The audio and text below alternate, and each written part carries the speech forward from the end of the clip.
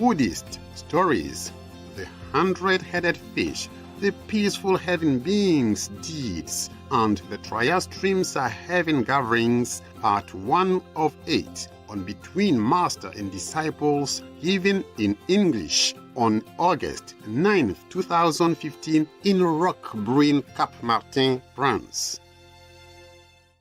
Người như là dấu chia bay vút trong miền, ta như là sương khuya tan vào đêm quên.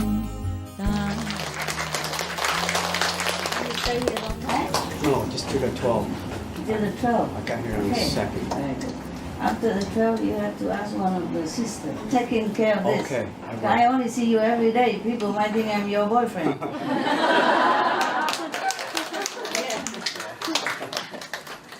Okay, because not everybody stays long, and he's stayed quite long. You keep helping.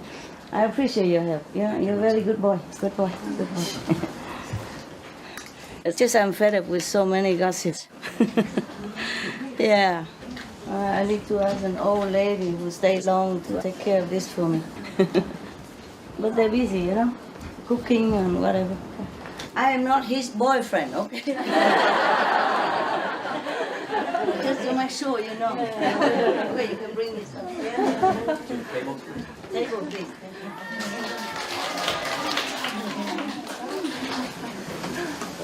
Okay?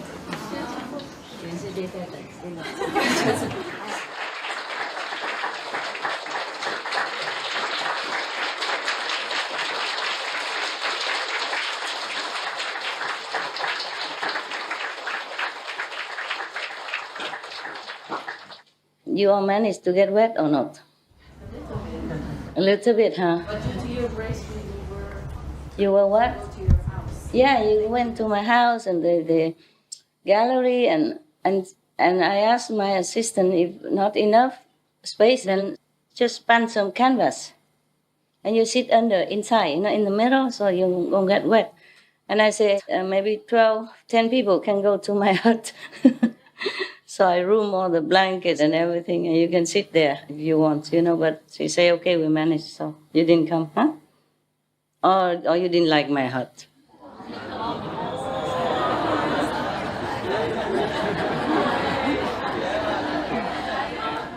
Oh, she didn't tell you? Didn't tell, huh? Yeah, didn't tell. Otherwise, everyone wants to come. Yeah, if everyone wants to come, then it's pointless, because you get wet. It's only about 3 meters under the roof, under cover. And my hut, you can sit maybe 2 people. Or maybe 2 people lie under the bed and 2 people sit in front of the bed. That is maximum capacity. Because on top of the bed, there's so many things already, I move things from my house there so that the house will be free. And under the bed is where I sleep. So I move all the bed and things, and then 2 people can sleep there. I mean, lie down meditation. Yeah? You think if you lie down under my bed, you can meditate well, right? You're wrong. When I lie down there, I sleep. So the sleeping energy might affect you. Okay, I read you one more story of some of the scary stuff. No, not really that scary. Just to remind you of the karma, the karmic retribution that we cannot always avoid.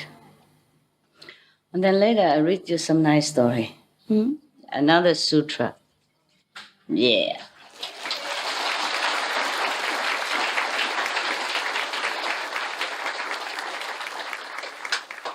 In many of other religious texts, there's not too much mention. Maybe I don't read that many, I read in the Bibles or in the... Mentioned very lightly, yes. Like Jesus said, whoever refuses you, then, take a handful of sand and throw it away, meaning that house doesn't have merit, yeah. Wherever you step in, you just take the sand of it and just throw it out, throw away. Or whoever the house that refuses his disciples. similar thing like that.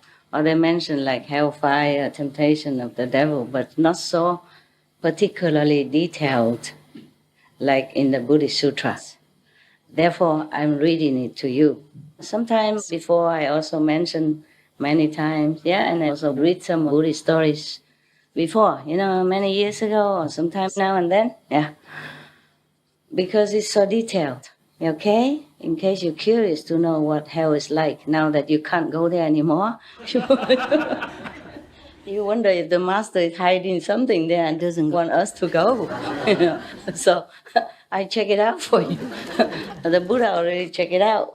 So I'm telling you, okay? Not because I encourage you to follow Buddhism or that Christianity is inferior. It's not like that. No, okay? All religions are similar, rooted from the same beginning, from the light and the sound. And later I will read some of that, and then the Buddha mentioned the sound. He said, the sound hearers of such and such levels, etc. I read it to you later. And many other sutras Buddha always mentioned about the sound. Like all the bodhisattvas rely on the sound stream to come down to this earth to save sentient beings. And all the saved sentient beings rely on the sound stream to go to, heaven or Buddha's land. Something like that. But of course, as in our group, we practice the sound, the hearing of the sound, the inner sound, hearing with the inner ears, seeing with inner eyes. But I don't always say that in every lecture, because you know it already.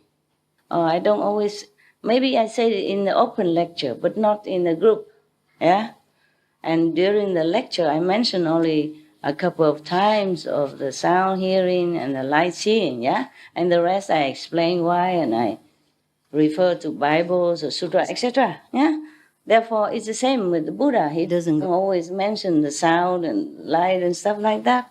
But we see the Buddha has light all the time, and he mentions sound hearing sometimes, Okay. A lot is mentioned in Lotus Sutra about the sound, many times, more than in other sutras. But it's likewise, we don't always mention it, here even, Because you knew it already, Okay. Now you see, Okay, this one is about the fish who has 100 heads. Ooh. Takes a lot of thinking. Let's see why. Why the fish has so many heads. We should really thank the past masters, monks and nuns and scholars who have taken time to record the Buddha's teaching after the master's nirvana.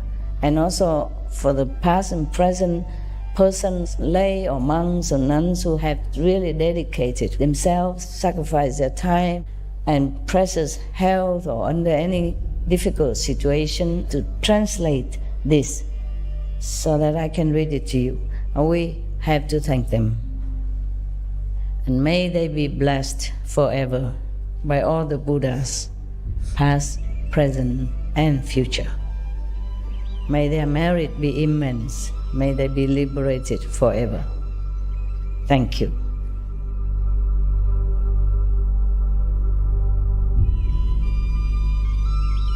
According to Buddhism and the believers and the tradition, when you read a sutra and all that, you have to put on incense, flower, and bow to the sutra first and thank all the Buddhas and Bodhisattvas in 10 directions, all respectfully, before you read it, okay?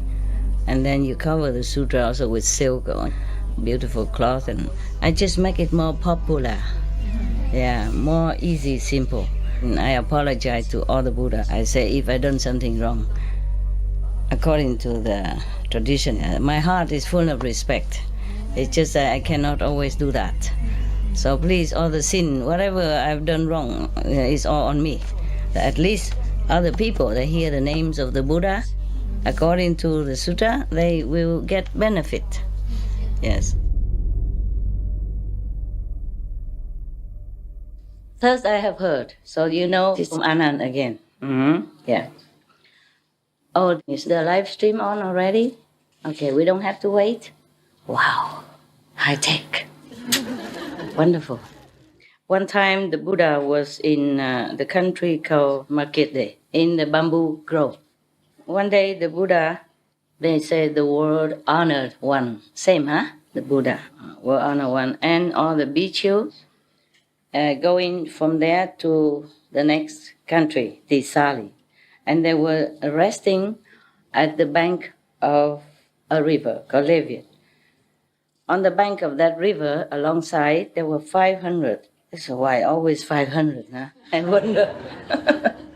It is probably kind of symbolic, you know? Yes.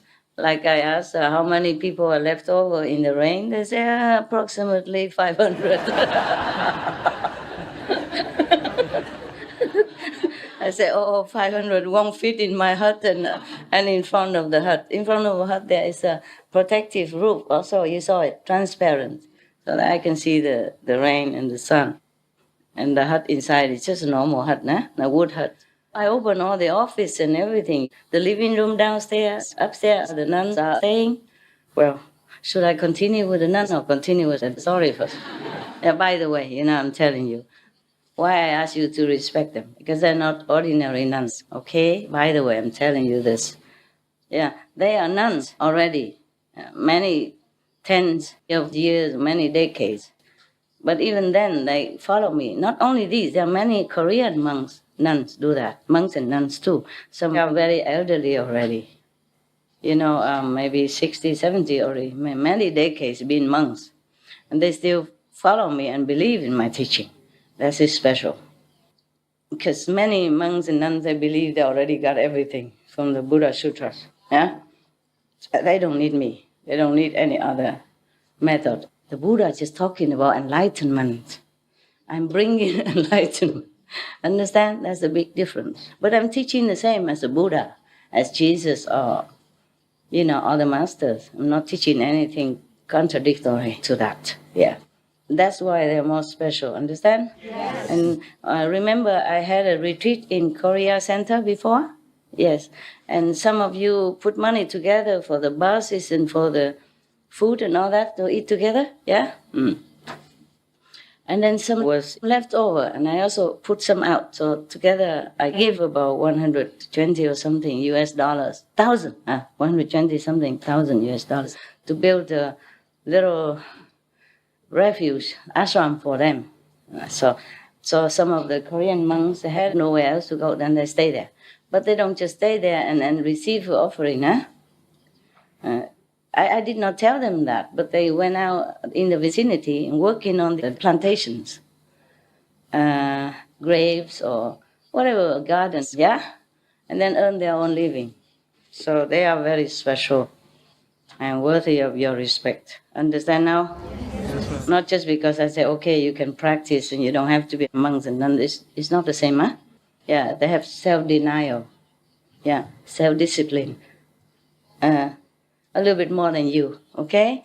And they don't go out and buy a lot of clothes. They just wear 3, 4, 5 pairs of similar clothes every day. Understand? They live simple. They always sleep on the floor. I knew that. Therefore, I made the floor warm. This is a warming floor system because it's a new house, so we can do that. They did not build it yet. So I built it, I specified, they make the floor warm. Is it still warm? The floor? Yes. So in winter, Korea is very cold. Even then, they sleep on the floor. So I specified to make the floor warm. Warm under the floor instead of on the wall only, or from the ceiling or from aircon. Daytime they work anyway, yeah. But nighttime, at least when they sit in meditation or lie down to stretch a little while, they don't feel pain, because it can be very painful.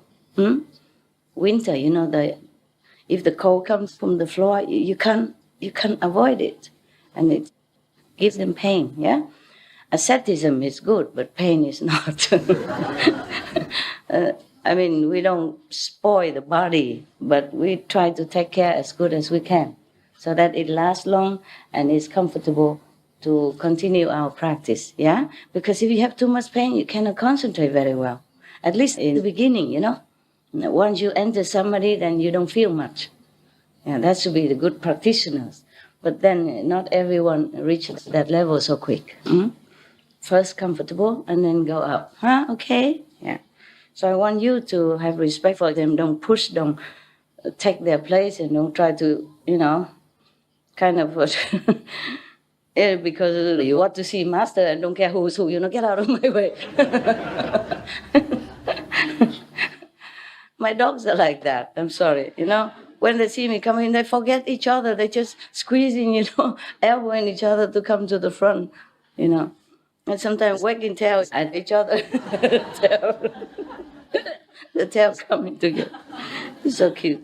Every day, if I have something special for my lunch, I always share with them. A little bit, not much, because it's for mine. They cook for me only. I don't cook more than that, kitchen, because I don't have room to put all the trays. Okay? Maximum 2 trays, only for whatever you want to cook. And 1 time a day, okay? Yeah, that's enough. Don't think because I invite other people and then cook more. It's not like that. Because you have already food here, only something special.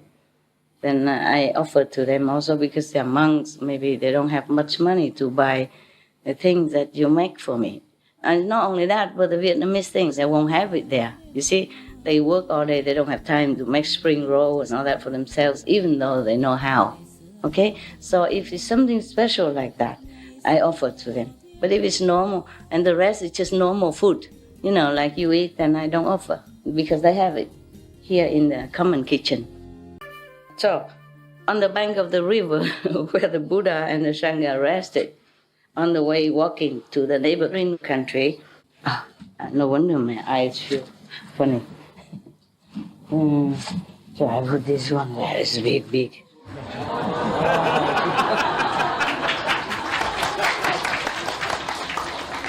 Made in Japan, for book reading. Yeah. Okay. Good. Then I don't have my hands free to express my feelings. Okay. No, I don't need to express it. It's probably more convenient. There are some optic glasses. They just, hang on the neck. And whenever you want, just clasp together, I should go and ask for that, but I don't have a time yet. I don't feel like going anywhere if I don't have to. I mean, they're not urgent, and I just don't go. 500 cowboys. The boys will take care of the cows. They're called cowboys, no? Yes. I don't mean Texas. Buddha was not in Texas. At that time, not yet. 500 cowboys and 500 fishermen. Yeah. These fishermen, they have 3 kinds of nets. One net needs 200 people to shred and to pull it. And another one, 300, bigger, yeah. And another one bigger, 500 people in order to manage the net. Must be a very big one, huh? Yeah, very big. The Buddha and the bhikkhus, many bhikkhus, he has a lot of bhikkhus, the monks, sitting also not too far from them. And at one time, suddenly they saw that certain 500 fishermen there could not be able to pour the net back up onto the shore. It was too heavy or something.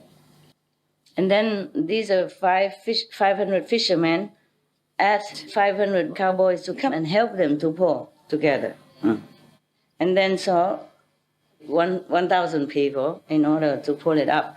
And then they saw a very, very, very great giant fish.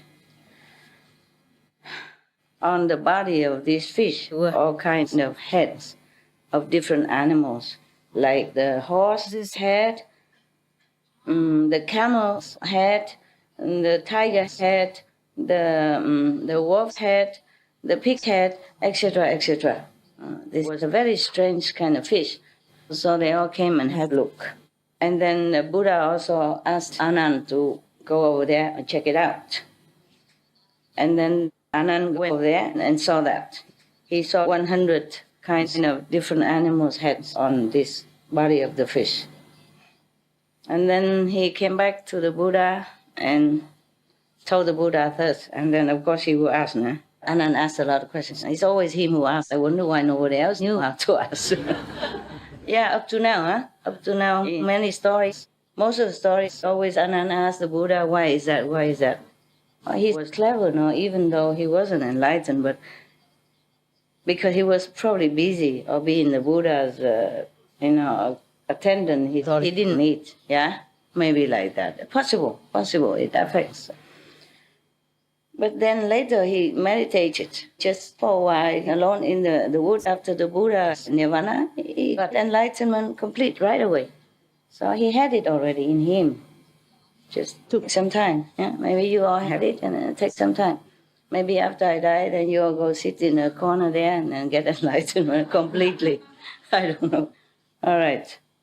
And then the Buddha also went there and had a look. And when he went there, he asked the fish, are you Katile? Is your name Katile? And then the fish said, yes, sir. And the Buddha asked, this lifetime you are born as a fish. Do you know next lifetime where you are going? So he said, I have to go to the infinite hell. There is a hell that you will never get out of there, like a life sentence, you know? Yeah. And here is like infinite sentence. Anand and the whole assembly of Bhikkhus did not know why, so of course he asked, praise be the world honored one. You call this fish Katile. Why? Can you please tell us? And the Buddha said thus, listen to me, I will tell you the origin of this fish. Yeah. Long time ago, at the time of Kagyap Buddha, yeah, another Buddha, né? Yeah, before Shakyamuni Buddha, there many decades, many eons ago, another Buddha, yeah. And between there, many more, and before that, many more, and after Shakyamuni, there will be more. It's just at that time, long time ago, at the time of Kagyap Buddha, there was a Brahman, the first caste of the Indian four-caste system. Yeah. He had a son, and his name is Katile. He was very intelligent, many talents. And of all the contemporary similar levels of intellectual and talents, he was the first. Oh, I'm sorry, yesterday, by the way, Sariputta, I remember he was not the one with the wisdom sword. It's Manjushri, no? In Vietnam, we call it Vang Thu Bồ Tát, Manjushri. Yeah, he's the one with the swords of wisdom. Is that correct? Anybody know? Yeah? Monk? Manjushri? Yes. With the swords of wisdom. Yes. Not a sword, it's meaning that he can cut asunder ignorance, you know? So just saying that he has the sword of wisdom, but he doesn't use the sword, of course. He doesn't have to use any sword at all, right? Yeah. So Manjushri is number one wisdom. I guess it's not Sariputta. Sariputta is something else. I'm sorry, I'm not a very good Buddhist. I learned some sutras, but then I went to the Himalayas, and then busy meditating, and then busy with you all this time. I had no time to study much. Yeah. I did know before. I did know many. Just I forgot. Nah? I told you already. Even now, I tell you something, and I say, "What did I say?" Getting old. Maybe I knew. I just forgot. What is Sariputta? Here. What about Sariputta? The first one get enlightened? Attain the wisdom. He's the first attain the wisdom. Yeah, he's the first one, but he's not with...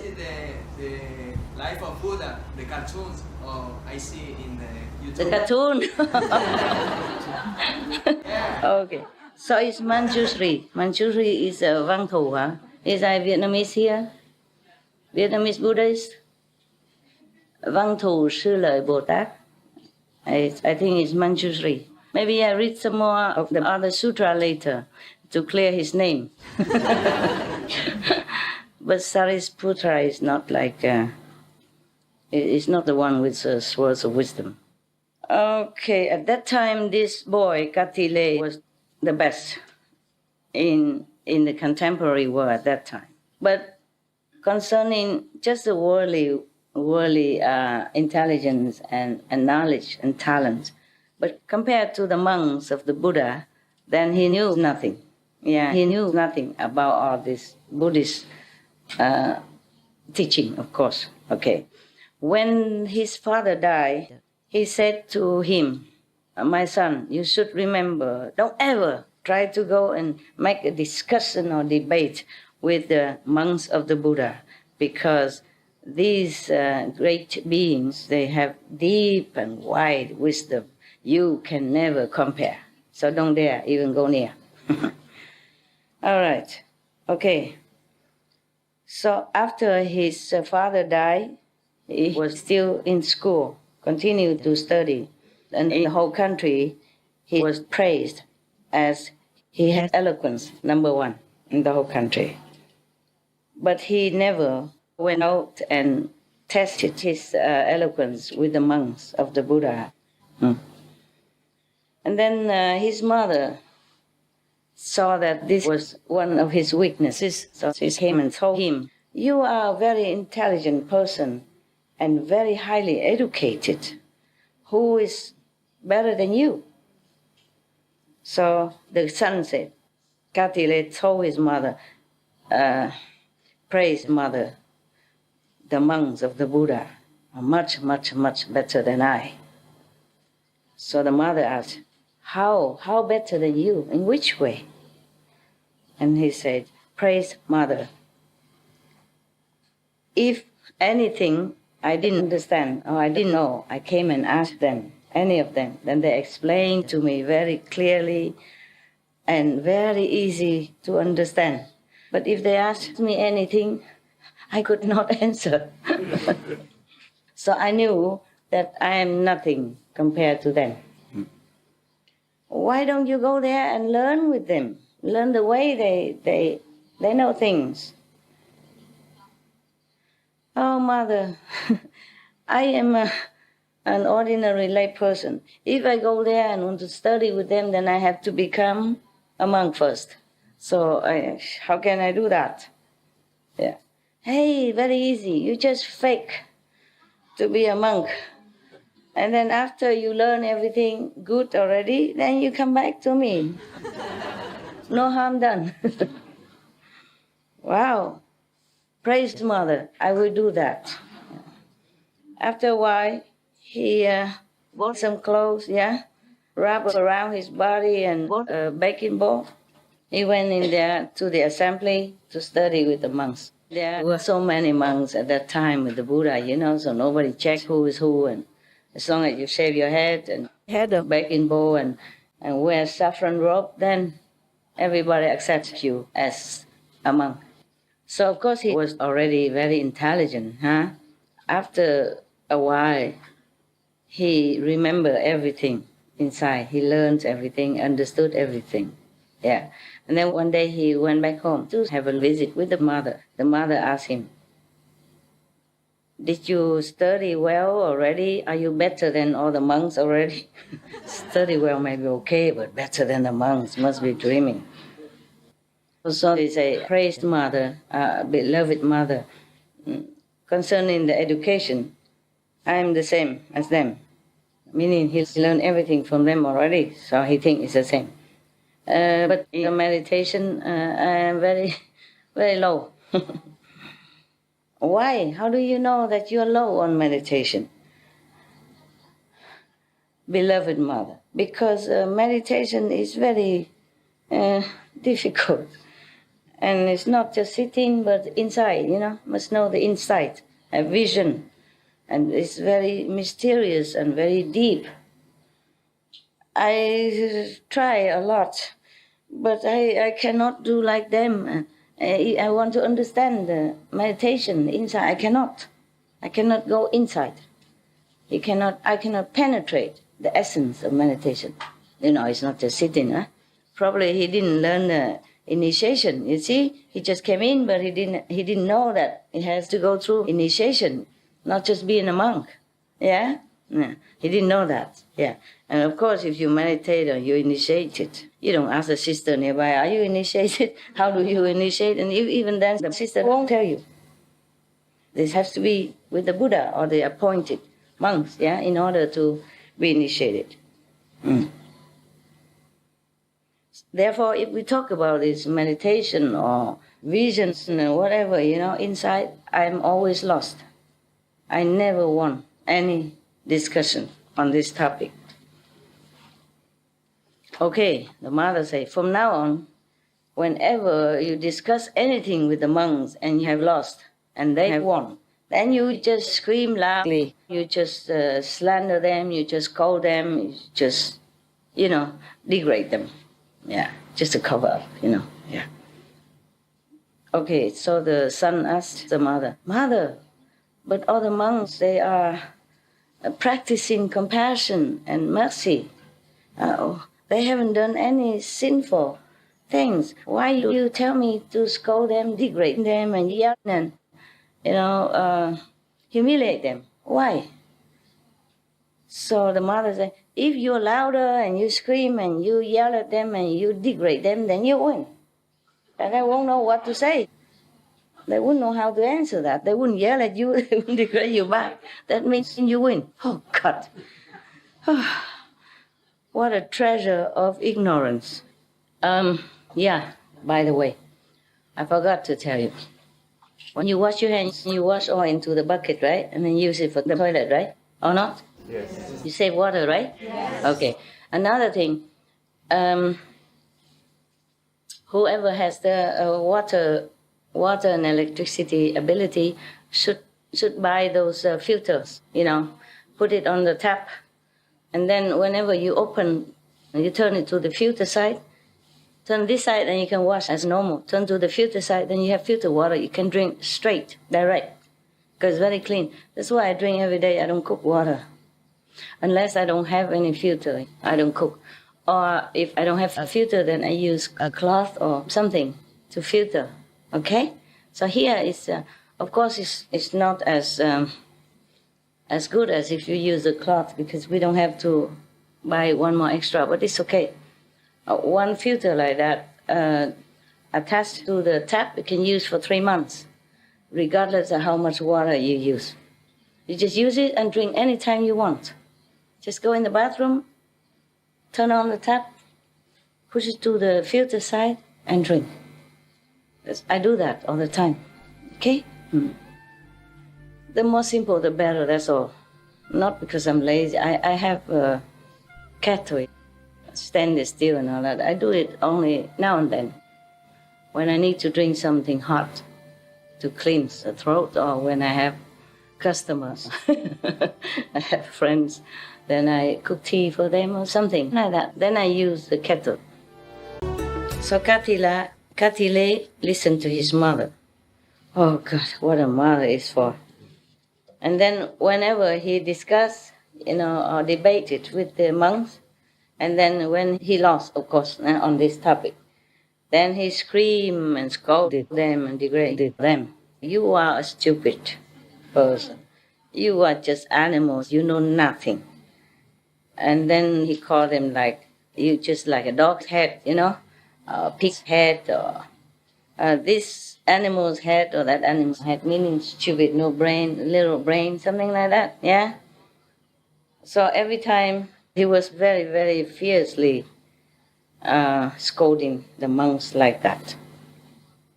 In this phase of the story, the Buddha reminded everyone that, Anand, you should know that Katile, because of his wickedness inside his heart, and has been yelling and defaming the monks at that time.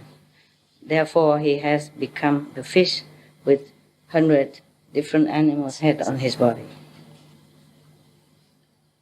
And then Anand asked the Buddha, praised the world-honored one, Katile, when will he be able to liberate himself, to be liberated from this fishy, 100 head fish. So the Buddha said, Anand, you should know, even if I use my Buddha wisdom eye to check, it's a long, long, long time still. Yeah. Maybe in the Cento era, when the Buddha comes out, when 1,000 Buddhas already passed away, meaning after him, and then 1,000 Buddhas also come out to the world and then pass away already, still not yet. Still this Atile will not be liberated from this kind of incarnation as a fish with 100 heads. After I and all the bhikkhus heard that, I means Anand, all of us, had goosebumps and trembled with fear. Yeah. Also were feeling so sorry, so pitiful. And we all said, oh, please, all beings, take care of your actions, your speech, and your thoughts. Be very careful what you think, what you say, what you do. Always be good, do good, think good, yes. After the Buddha and the Sangha talked with each other as thus, all the 500 fishermen and 500 cowboys, they were all also very scared. They all knelt down, put their palms together, and wanted to become monks under his guidance. Yes. So of course the Buddha say, welcome, bhikkhus. So he had another 1,000 monks. Wow, the riverbank is big, huh? Yeah. Otherwise, how can they, they sit all together like that and kneel in front of him? 1,000 people kneel in front of him at the same time, including other many thousands of monks already kneeling there. Understand? Maybe we should find a riverbank somewhere. Yeah, and we just buy a generator to get electricity. But in that case, can we have internet? Broadband like this in order to broadcast the whole world or not? No, huh? Yes, no, yes, yes? Right. Maybe? Yeah. How? Wireless. Wireless? Uh-huh. You mean the chip? The chip? Have 4G everywhere. Uh-huh. Okay. Everywhere, I mean Asia also? In Asia, in some countries. Oh, no, here because we have cable, Yeah.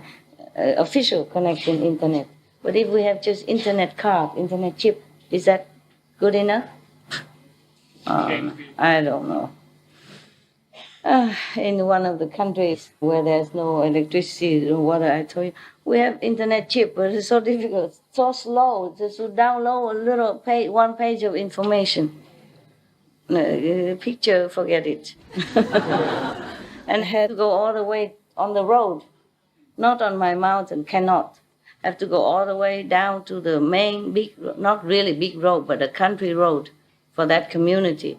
And maybe you can, yeah. And if I want to telephone, sometimes I have to go. Oh no, it's not okay. I go all over the place. Looking at the telephone, cannot even talk. keep looking for the bar. Yeah, I'm telling you. And if I take some time, I told you already, if I'm too excited or forget, or my dog comes wow, and then I forget I push the wrong button, everything gone. But that's not too bad. The button, sometimes I try to remember. What if those, iPhone, just breathe and it's gone? Like I look here and I scratch my head, then it's gone. Just wave your hand, then it's gone. No, I exaggerate. I exaggerated. But it's so difficult, Normally you just swipe your hand and then something changes. Sometimes I don't know. I just want to scratch here. Then the phone thinks I swipe my hand. And then everything's gone. I have to begin all over again. And it was already difficult for me to begin before, I did learn some computer before, a little bit how to, before when we had SMTV, Supreme Master TV. I have to check most of the news and stuff, when I can. Yeah. So I learned how to take out the information, and then, but I couldn't send it back. so I had to write it down. Okay, page 1, paragraph 2, and then I write the whole sentence and I put the correction on it. And then after I collected all the corrections, then I asked one of your brothers to come and send it. All right. And these 1,000 people, 500 fishermen and 500 cowboys, followed the Buddha, became monks, and not too long afterwards, they cleansed all their karma and they attained Arahant level. For the sake of the big assembly, the Buddha taught them again about the 4 noble truths. Okay? Like to be born, to die, to be old, and to suffer during the lifetime, and how to erase the suffering, a path to erase the suffering. Yeah? Okay? That's another long story. Like one of the eight ways of purification I told you before, that's one of the ways to erase suffering. Yeah, and not to be born again. Or to be born, but be in a very, very high position, prosperous, happy, etc. Because if you keep the precepts, then the precepts will avoid you making bad karma in the future. Yeah. For example, if you keep the precept of not harming others, not killing, then life after life, it depends on how many lives or how clean you keep the precept. You will not get sick. Okay, you might die, of course, one day, but during the lifetime you won't get sick.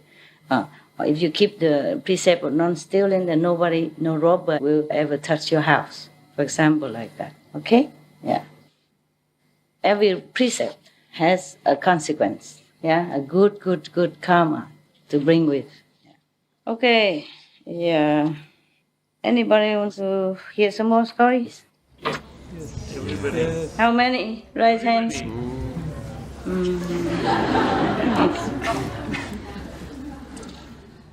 Okay, this is a better story for a change. Okay, huh?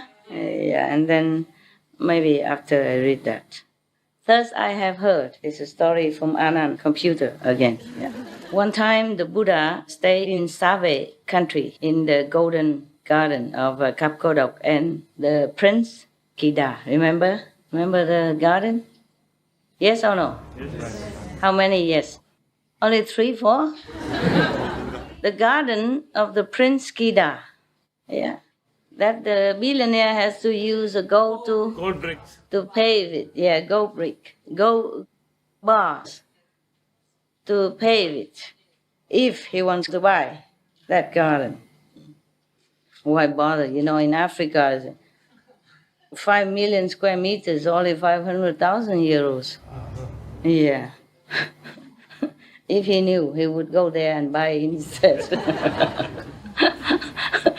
Instead of taking all the gold reserves from your bank and pave that garden, he would go to Africa or some other country that's cheaper, Siberia, whatever, yeah? It's cheaper, right? Yes. Yeah.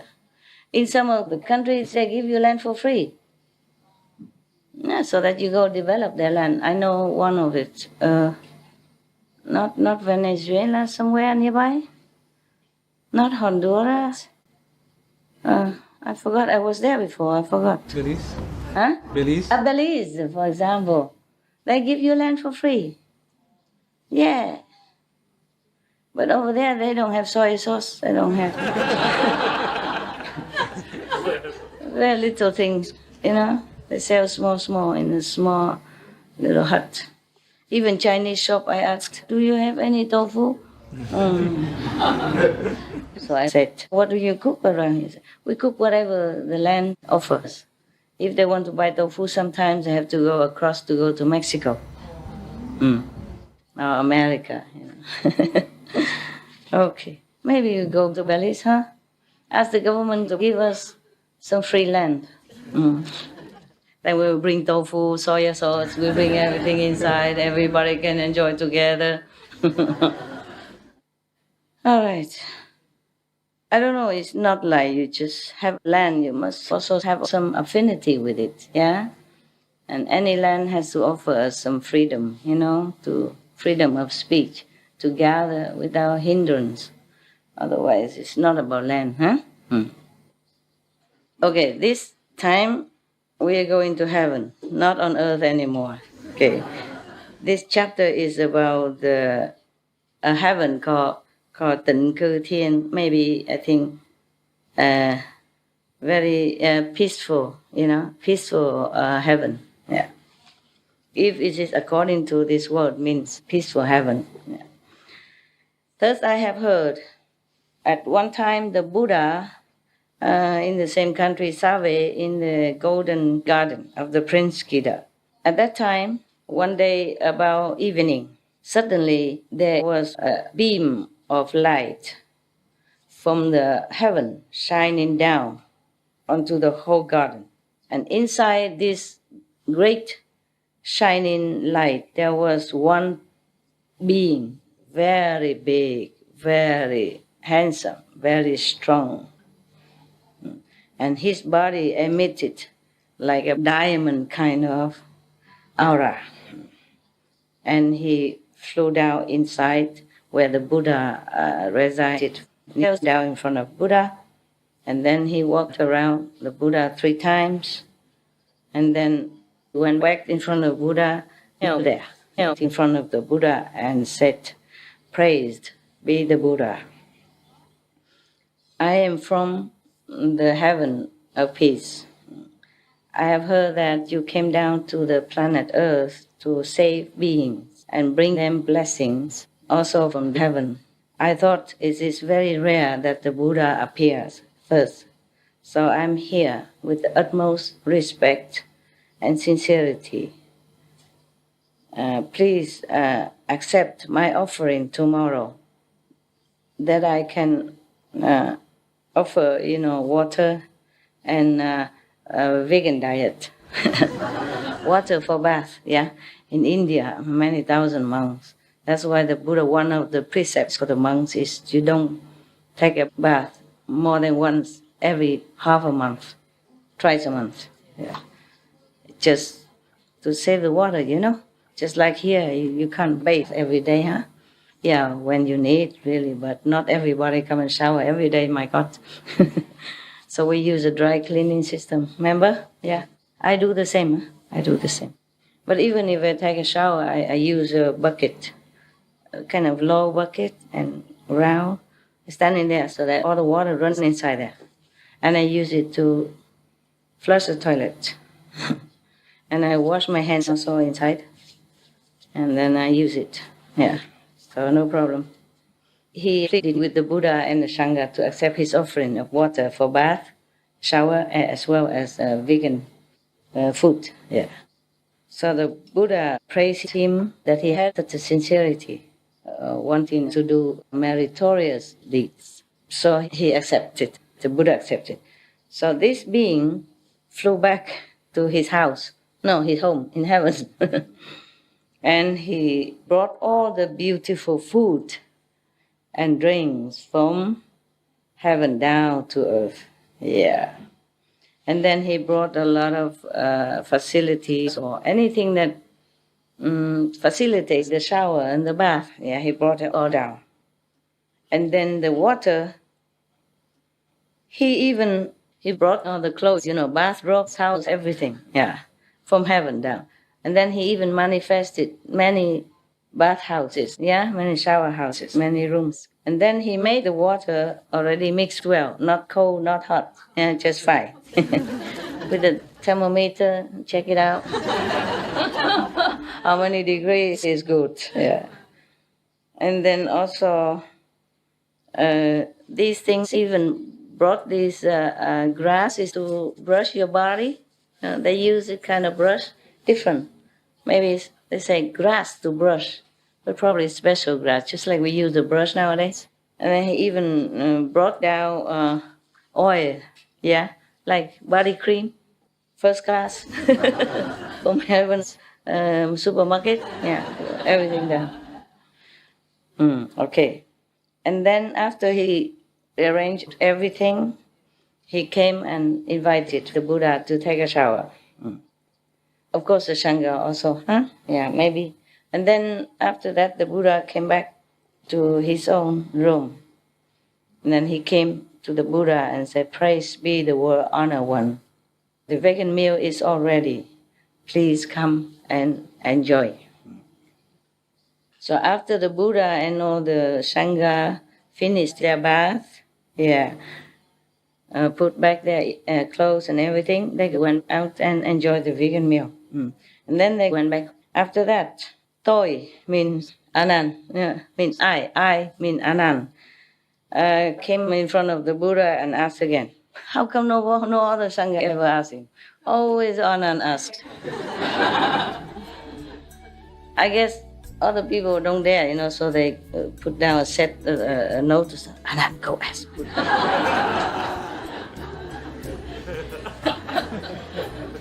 For me, you are the assistant of Buddha. Go ask him. Okay. Then Anand came and asked, "Praised be the World Honor One. This being from peaceful heaven today offered water, bath, and food. In the former life, what has he done to earn such a merit so that his body is so beautiful and shining and so magnificent like that? His appearance is like a beautiful, precious mountain. So magnificent, so majestic. What has he done? Could you please tell us?" So Buddha said, "Anand, listen, I will tell you. This being, a long time ago, at the time of the Buddha Tibati, he was a very poor person on the planet, probably this planet. Mostly he was going out to do any labor work to earn his living.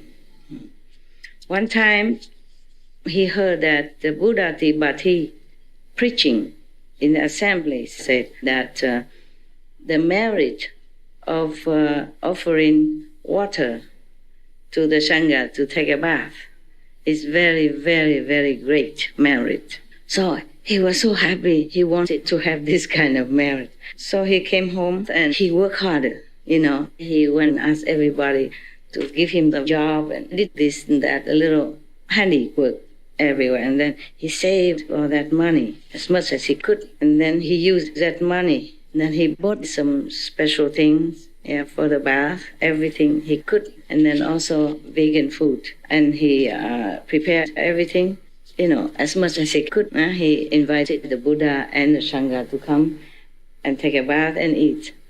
Probably it was a small assembly, I don't think anybody would like to invite this assembly to take a bath here and the vegan diet.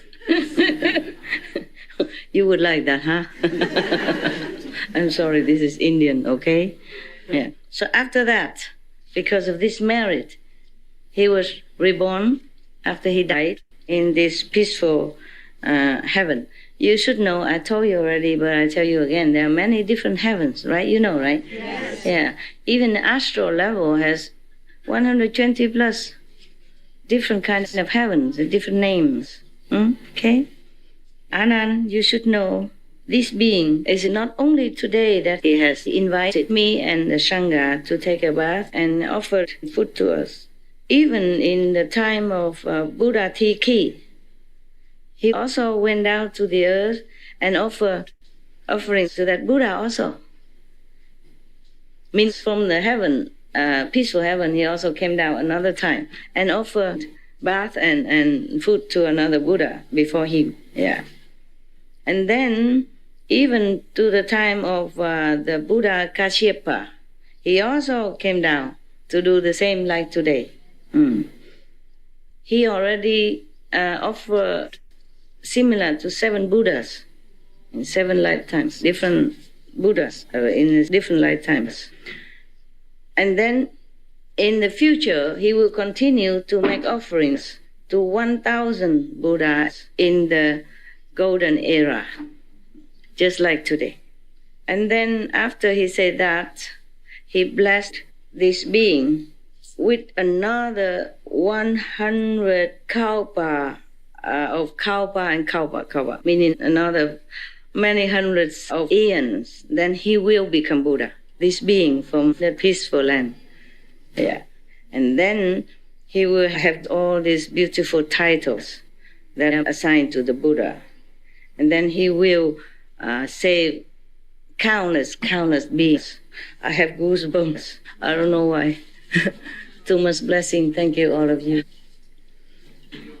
Thank you. Yeah. So everybody, Tôi means Anand, means I, and all the assembly were so happy. And we all said, oh, the Buddha appearing in the world is so beneficial to all beings. Even though this person from peaceful heaven came down and offered just a little like that and has so much merit. Yeah. And then the Buddha said, yes, it's good that you understood all this. Very good. The Buddha came out into the world. The only goal is to save as much as possible all beings, to take them out of suffering and let them have merit and blessing to be happy from this life and the next to the next. And then after that, he gave initiation. They didn't say anything, but he let the assembly have the merit of knowing the real main Dharma. What is the real main Dharma? All the Buddha teachings, talking, is they call it Dharma anyway. So what is the main Dharma? Yeah, I guess it's just initiation. Okay? Yeah. And after that, many people attain the levels of maybe coming back one more time. But that's just at that time, eh? If they continue, then they won't come back again. It's just the level of the beings who attain at that initiation was maybe you come back one more time, or never come back one more time level. And everyone, other people were inspired to want to become a Buddha. Everyone was happy. Yeah. Okay. That's it. Thank you.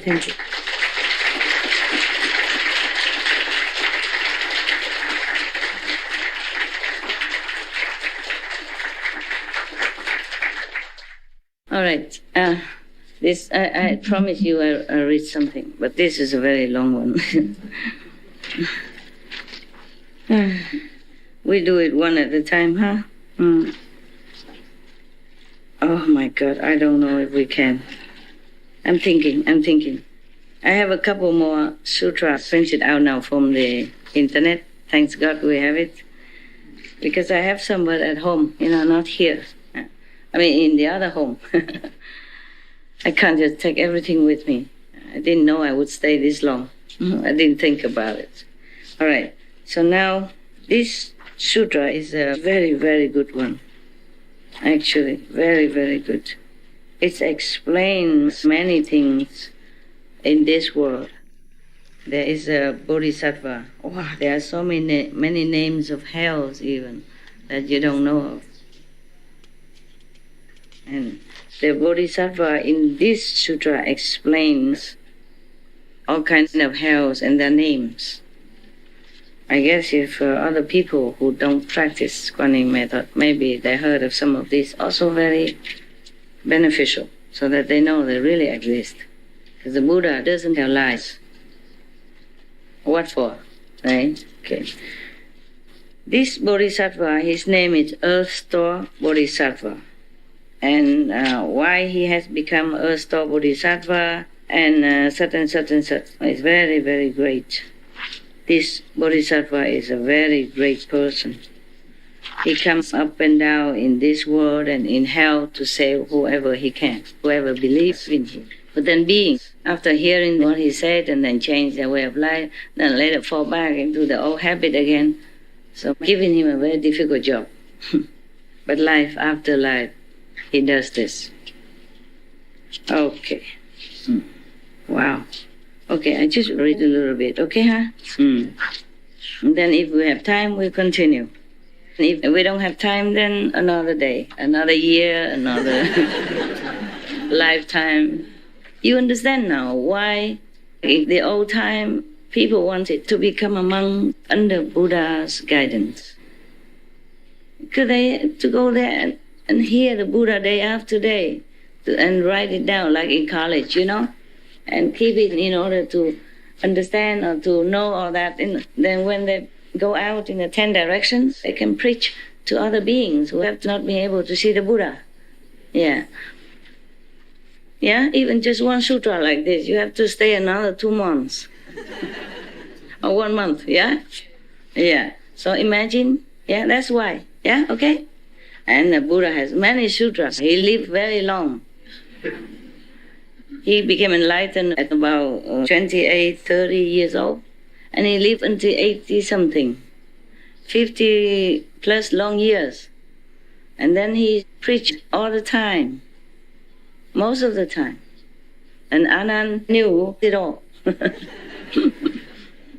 And whatever he didn't remember or he was not there, then someone else noted. And so after the Buddha Nirvana, they assembled together and recorded all of this for us.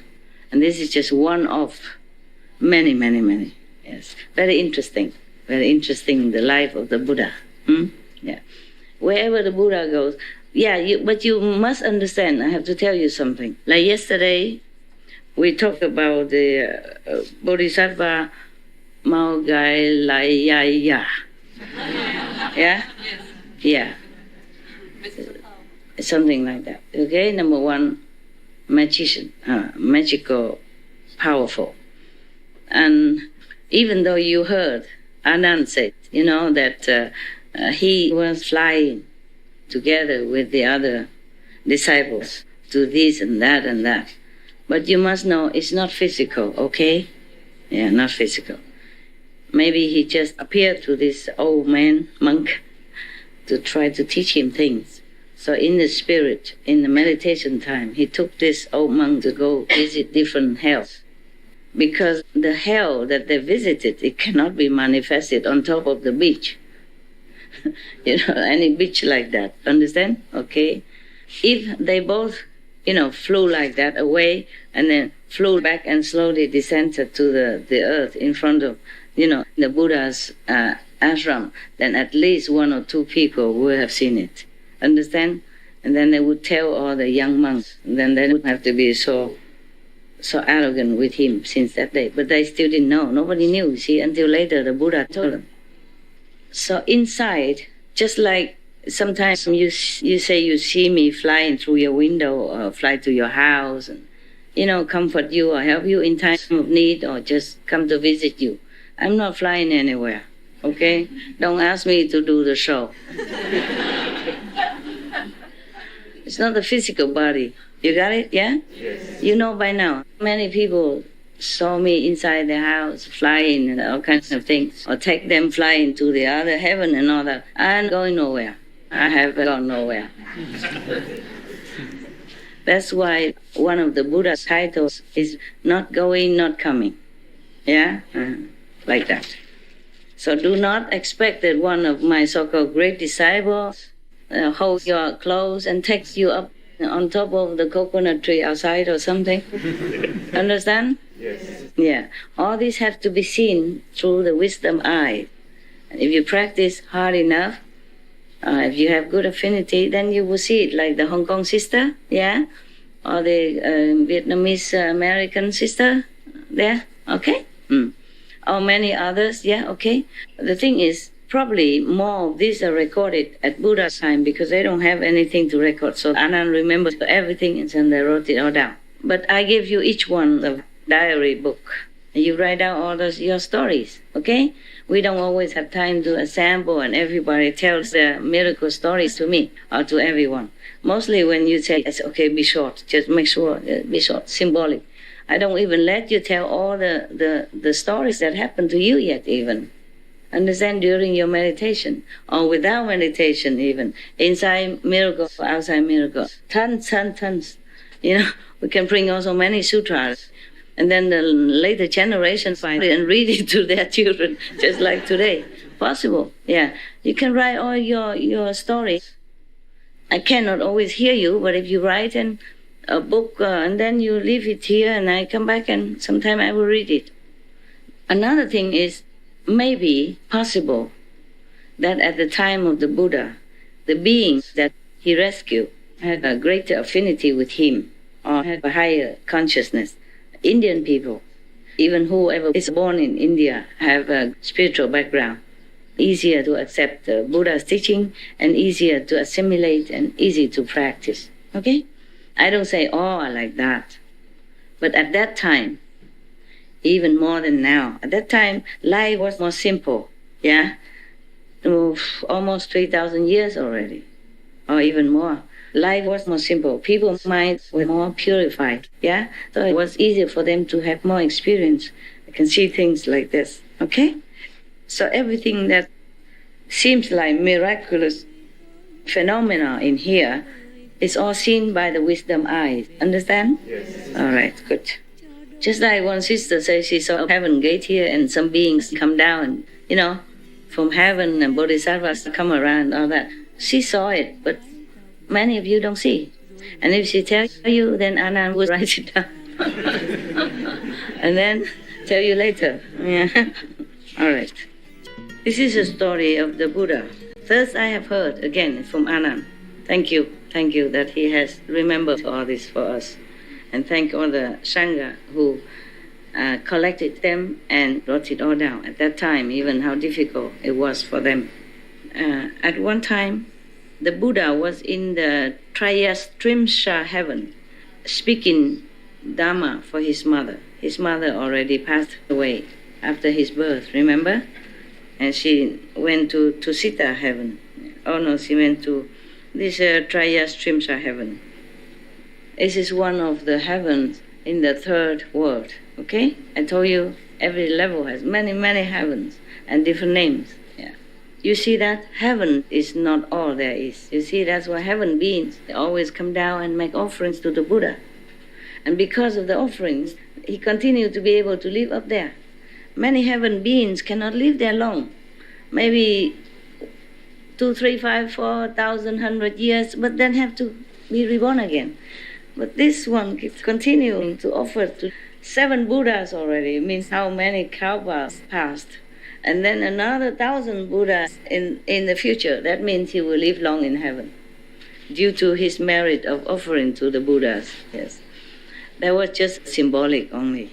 Yeah, he cannot always manifest himself to go down and make offerings to the Buddha like that. But it's also because of his past merit. You see what I mean? He offered to the Buddha in the past one time. So that became like his karma, his tradition. So whenever the Buddha comes to this world, he also manifests himself from heaven and offers one time, bath and food. So history always repeats itself. If you do good things, you will continue to do that.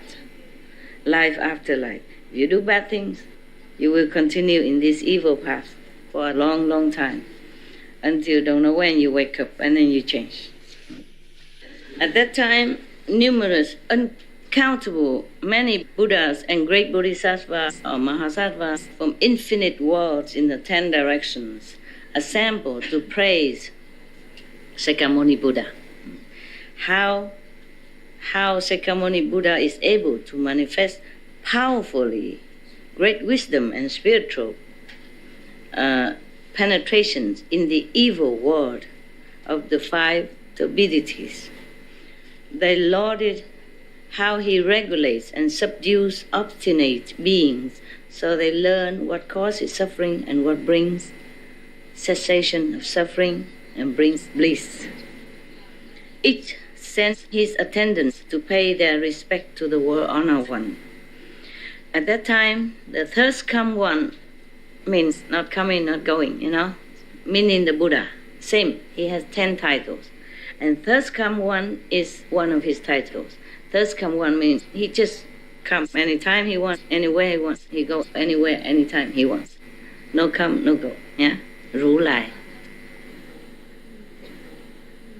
He smiled, the Buddha smiled and emitted billions of great light clouds, light beams. Yeah. There was a light cloud of great fullness, a light cloud of great compassion, a light cloud of great wisdom, a light cloud of great prajna, a light cloud of great samadhi, a light cloud of great auspiciousness, a light cloud of great blessing, a light cloud of great merit, a light cloud of great refuge, and a light cloud of great praise. Yeah, each beam that he emits has special meaning and benefit to other beings, yeah? And this is also third I have heard, meaning Anand wasn't there. He couldn't go to heaven. This means another person was up in there with the Buddha together, one of his disciples, and he came back and told the story. Just like one of your sisters' brothers tells the story that he went to heaven with the master Qinghai and all that, but you guys don't know. You see what I mean? Okay. So you would say, thus I have heard. Yeah? The sister from Hong Kong says this. The brother from America says that. Okay? Because you have not seen. He has not seen, but he heard the story. He was always next to the Buddha, so he heard many stories, so he remembered and wrote it down. After emitting indescribably many light clouds, he also uttered many wonderful subtle sounds. There was the sound of Dana Paramita, the sound of Shila Paramita, the sound of Shanti Paramita, means peace, you know, the sound that brings peace. Just like the light cloud brings peace or happiness, things like that. The sound of Vijaya Paramita, I don't know all this, okay? Sorry. Like Shanti, for example, is peace. Yeah, every other thing, I have to check the dictionary. The sound of Dhyana Paramita, that means meditation, yeah? Samadhi. And the sound of Prajna Paramita. Prajna, I guess, is wisdom. There was the sound of compassion, the sound of joyous giving, the sound of liberation, the sound of no outflows, the sound of wisdom, the sound of great wisdom, the sound of lion's roar, the sound of great lion's roar, the sound of thunderclouds, and the sound of great thunderclouds. After he uttered indescribably many sounds, countless millions of gods, dragons, ghosts, and spirits from the Saha and other worlds. Saha means our world, okay? And other worlds also gathered in the palace of the Trayastrimsha heaven. They came from the heaven of the four kings, the Trayastrimsha heaven as well, the Suyama heaven, the Tushita heaven, the blissful transformation heaven, and the heaven of comfort gained through others' transformations. I told you, there are many heavens, and they have different names, okay? Yeah. They came from the heaven also of the multitudes of Brahma, the heaven of the ministers of Brahma, the heaven of the great Brahma Lord himself, the heaven of lesser light, the heaven of limitless light, the heaven of light sound, the heaven of lesser purity, the heaven of limitless purity, and the heaven of universal purity. They came also from the birth of blessings heaven, the love of blessings heaven, the abundant fruit heaven. Heavens have fruit. That's good for us, nah? In case you think you might be starving and having nothing to eat. Remember the heaven being from peaceful heaven, he brought down food. Yeah, and all the delicacies from heaven to offer to the Buddha. So don't worry that you go starving in there, okay? Maybe you starve here, but not in heaven. Yeah, the no thought heaven, the no affliction heaven, the no heat heaven, the good views heaven, the good manifestation heaven, the ultimate form heaven, the Maheshvara heaven, and so forth, so forth, to the heaven of the station of neither thought nor non-thought. All those groups of gods, dragons, ghosts and spirits came and gathered together. Wow, even the heaven is very high of the thought nor non-thought. Means very peaceful there, yeah, no desire, nothing. And they still come down to worship the Buddha. Come down to that heaven, where his mother resides. His mother died after the birth and went straight to this heaven. Now he came up there to pay homage to her and preach the Dharma to her so that she can go higher. Moreover, sea spirits, river spirits, stream spirits, tree spirits, mountain spirits, earth spirits, brook and marsh spirits, sprout and seedling spirits. And you thought you were eating from your own hands, from your own planting. You have to always give thanks, okay? There are different fairies, spirits, and elements. They're helping with your plantation, yeah, with your trees, everything. Everything, we own everything to everything. It's not easy. It's not like we are alone. It's not like that. But of course you don't see them. They don't always manifest themselves for you to see, only when necessary. Oh, I forgot. You haven't eaten, right? Yes? Yes. Some yes, some no, right? It's okay? You won't die, promise? I also ate only once today. You also ate breakfast, right? Yes, Once. yes. Okay, we both won't die. I remember a few days ago you told me even, we won't eat. Because I told you about difficult if we go somewhere else and how do we arrange the food and everything immediately. You say, we won't eat. Just talking easy, huh? Even I asked you to eat once a day, only one person volunteered. I did not even say you should. I just say, would you like to? You know? Because after reading the 8 ways of purification, one of them is to eat once a day only at noon. You know, afternoon you won't eat again.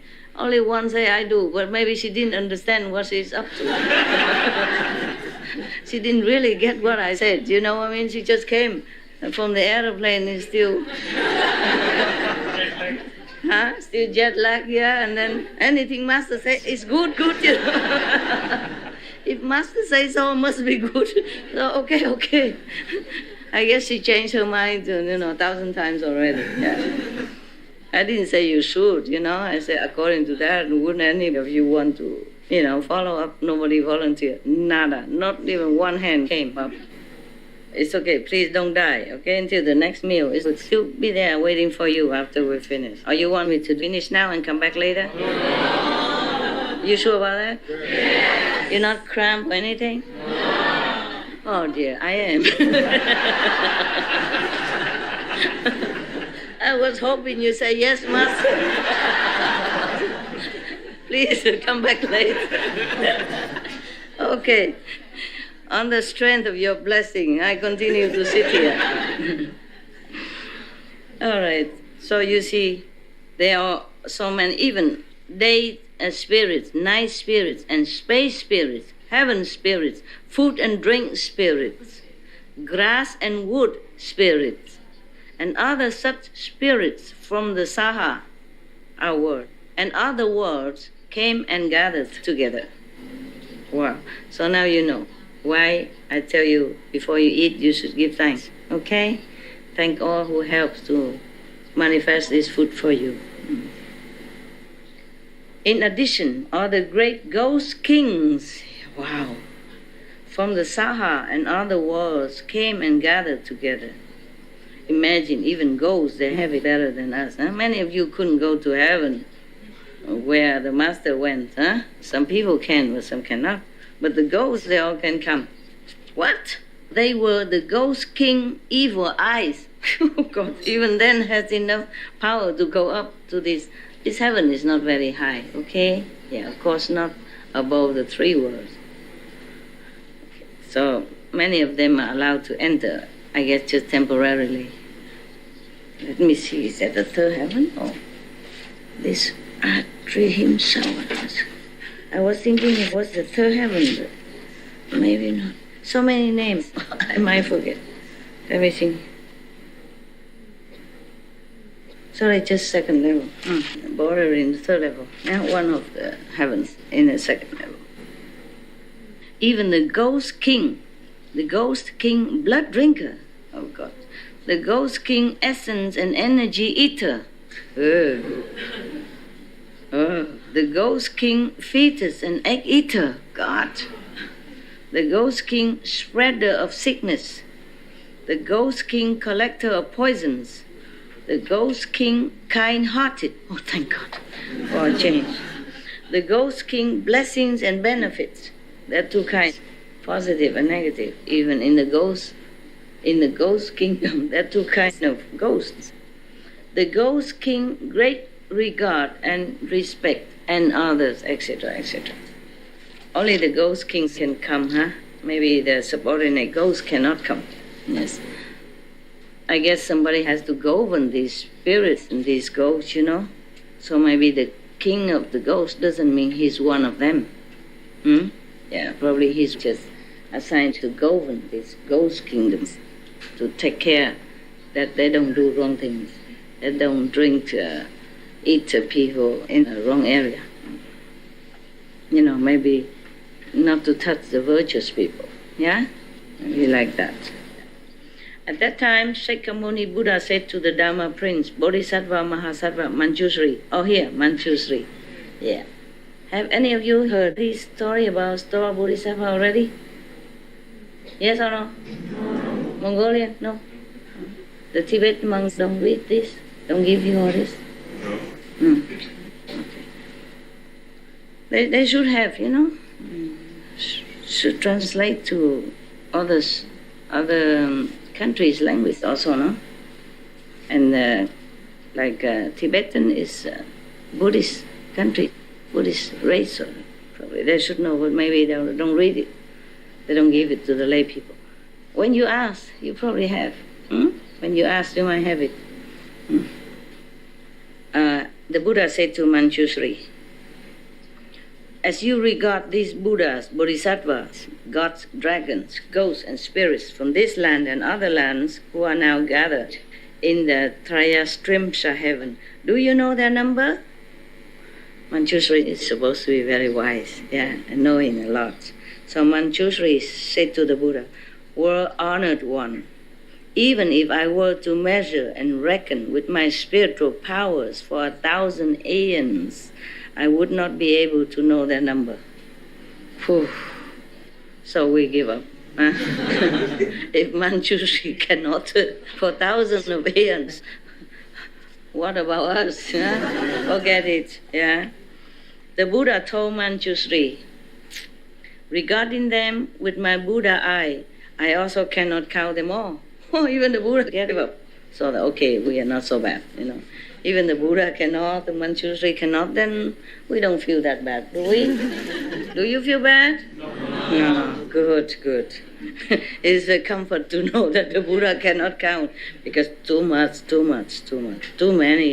that gather to any Buddha gathering, so many gods and ghosts and spirits all come to see him. Yeah. Because it's rarely that the Buddha appears anywhere, understand? If he's in nirvana, nobody can see him, nobody can feel him. But if he appears already on the physical planet, then he can connect himself to all the other higher planets, higher level of spiritual. So then even heaven can see him. Yeah. But if he's not manifested, then not everyone can see him, even heaven beings. Yeah. That's why they all gather so quick, so great number, even the Buddha could not count. Those beings have been taken across, meaning have been liberated. Yes. Are being taken across, meaning being helped to liberate now, at this time. Or will be taken across. Those are spirits and ghosts probably have not been liberated yet, but will be. That's why Buddha say, already been done, or doing now, or will be done. Will be taken across, have been brought to accomplishment, are being brought to accomplishments, or will be brought to accomplishments by Earth Store Bodhisattva throughout many eons. All these beings have been helped, or will be helped by Bodhisattva, called Earth Store, Kristigava. I think it's Kristigava, right? I think so. If it's wrong, I will correct later. His name meaning Earth Store Bodhisattva, yeah? Manjushri said to the Buddha, World honored one, Throughout many eons, I have cultivated good roots, and my wisdom has been certified as being unobstructed. That's why he's number one. Wisdom, yeah. When I hear what the Buddha says, I immediately accept it with faith. But sound hearers of small attainment, sound hearers, okay? You know what I mean? Kuan Yin people. Of small attainment means on a still lower scale of spiritual level. But sound hearers of small attainment and gods and dragons and the rest of the Eightfold Division and beings in the future who hear the thus come one's true and sincere words will certainly harbor doubts.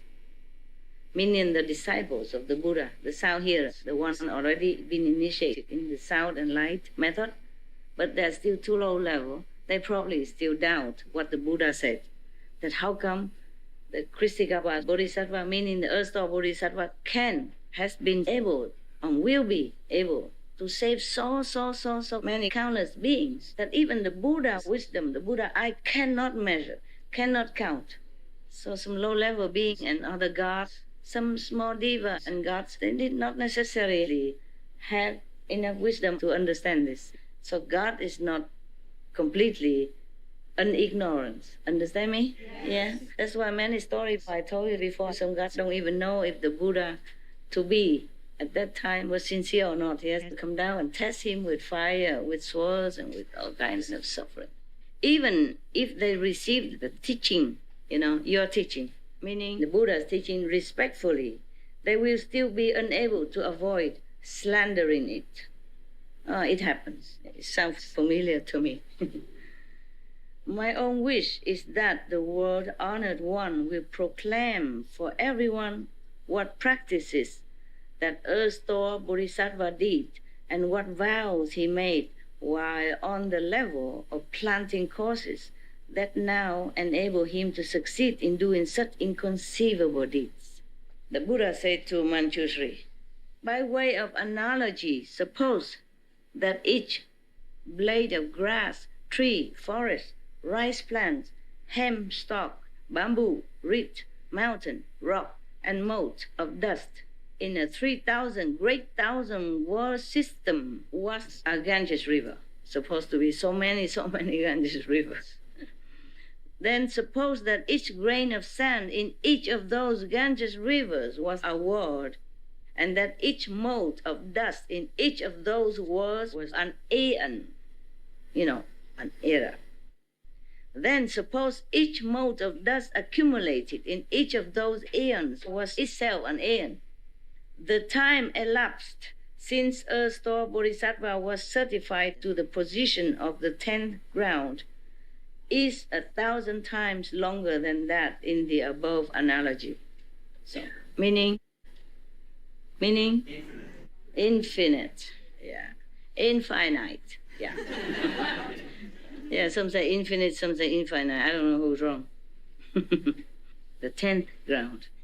I guess one of the positions of the Bodhisattva, high order, so that he be able to do this work. Not every Bodhisattva can do this work. You have to be certified, by heavenly counsel, by Buddha's counsel, by the merit that he has done, that he earned this, 10th ground. Probably, like 5th level, 6th level, yeah. Okay. Probably they will explain what 10th ground is here. No, there's no. But sometimes the translation is not clear, We are 10th ground. 10th ground, there could be like the 10th merit or some 10th level, okay? All right, and then never mind. Just accept it as it's a very high level. Powerful, yeah? Otherwise he couldn't do what he has done, is doing, and will be doing. So, even longer was the time that he dwelt on the levels of sound hearer and pratyekya Buddha. Sound hearer. Even he, practiced as sound hearer, yeah? Kuan Yin method, listening to the sound. And he has also been pratyekya Buddha also, meaning the Buddha that doesn't teach. Enlighten himself, but he doesn't teach. Okay?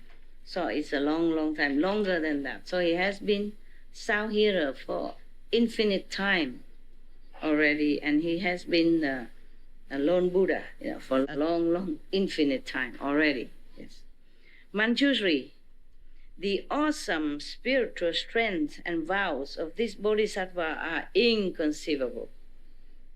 If good man or woman in the future hear this bodhisattva's name, praise him, behold and bow to him, call his name, make offerings to him, or if they draw, carve, cast, sculpt, or make lacquer images of him, such people will be reborn in the heaven of the 100 times and will never fall into the evil paths. Manjushri, indescribably many eons ago, during the time of a Buddha named Lion Sprint, complete in the 10,000 practices, thus come one. Is the title of that Buddha a long time ago. Okay. Erstwhile Bodhisattva Mahasattva was the son of a great elder. Are you interested still, or are you sleeping, or you bored? It's good? Good story? Very good. Oh. Aeons, infinite time. Okay. You okay, yeah? Not tired, your intellect or anything? Yeah. Okay. Even if you don't believe all this, it's okay to listen to the story, which awakens your interest in spiritual practice, okay? I mean, awaken not only inspires you, reminds you, encourages you, pushing you up, okay? Every good story is never too many, huh? Because in this world, we hardly hear many good stories, yeah? Many spiritually encouraging true stories, or not true stories. Even if the Buddha was to make up this story, he's an incredible author. He should be bestseller of our time, of all time, right? Yes, incredible that he told all these stories. I mean, it's in heaven, but somebody went out to earth and told Anand, and then Anand recorded it for us. It's incredible, the story that we should hear. It's only 2,000 something, 3,000 years ago. It's not like a long time ago, you know? It's not long. Imagine when we were born and now we're 60 already, so a couple 10 times that, and then it's 1,000 years. Yeah? And 3 times like that is 3,000 years. Not long. Okay? It's a true story, yeah. No one can imagine such story.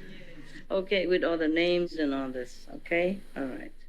The Erstwhile Bodhisattva was the son of a great elder. That elder's son, upon observing the Buddha's hallmarks and the fine features and how the 1,000 blessings adorn him, asked that Buddha what practices and vows led to his gaining such an appearance. It must be the inside manifestation, you know. View with the wisdom eye, not the outside. You know, with lipstick and high heels and all that. It's not. It's the inside, okay? How come he has such a magnificent, majestic feature, that Buddha, at that time? So the Lion Sprint, complete in the 10,000 practices, thus come one. It's a very long title, yeah. And you complain that the Supreme Master Ching Hai is long title. This is longer. He said to the elder's son, if you wish to have a body like this, you must first spend a long time liberating beings who are undergoing suffering. This is an inside manifestation, not the outside.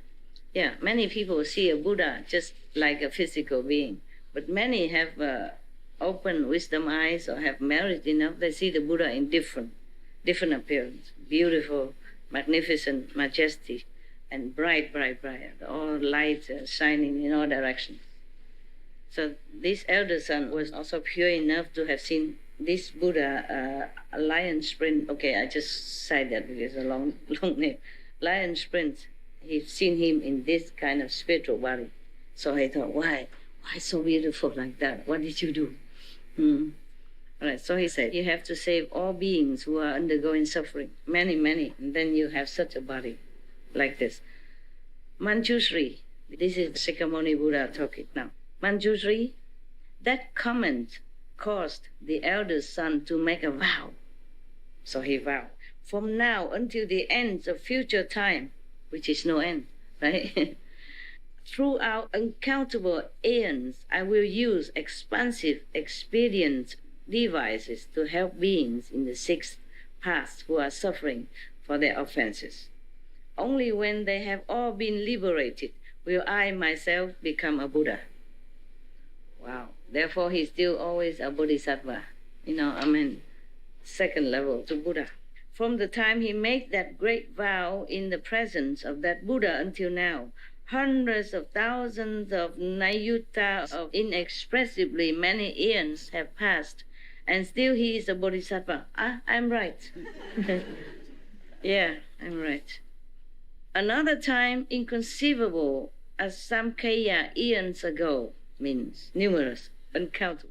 There was a Buddha named Enlightenment, Flower, Samadhi, Self-Mastery, King, Thirst Come One.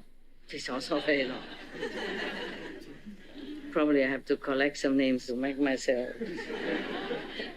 seem more important, eh? Master Ching Hai is too short. Even Supreme Master Ching Hai is too short. Just one more. I have to collect some. I have to think of some names, some titles. Okay. That Buddha's lifespan was 400 million Asamkhya eons. So it's not short-lived like Sakyamuni Buddha. That was Anand's fault, because the Buddha intended to live longer because he has attained this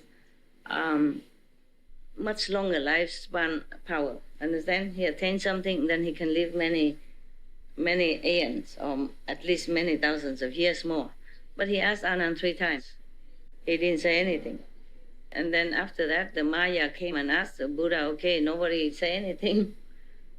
Seems like nobody wants you to stay here, so you go to Nirvana. So the Buddha said, okay, in 3 months. In 3 months I will. But it's not Anand's fortune, actually. It's just probably the collective karma of the earth at that time, that would make Anand so dumb and not speak like that, yeah. But the Buddha's fault also. Why ask Anand?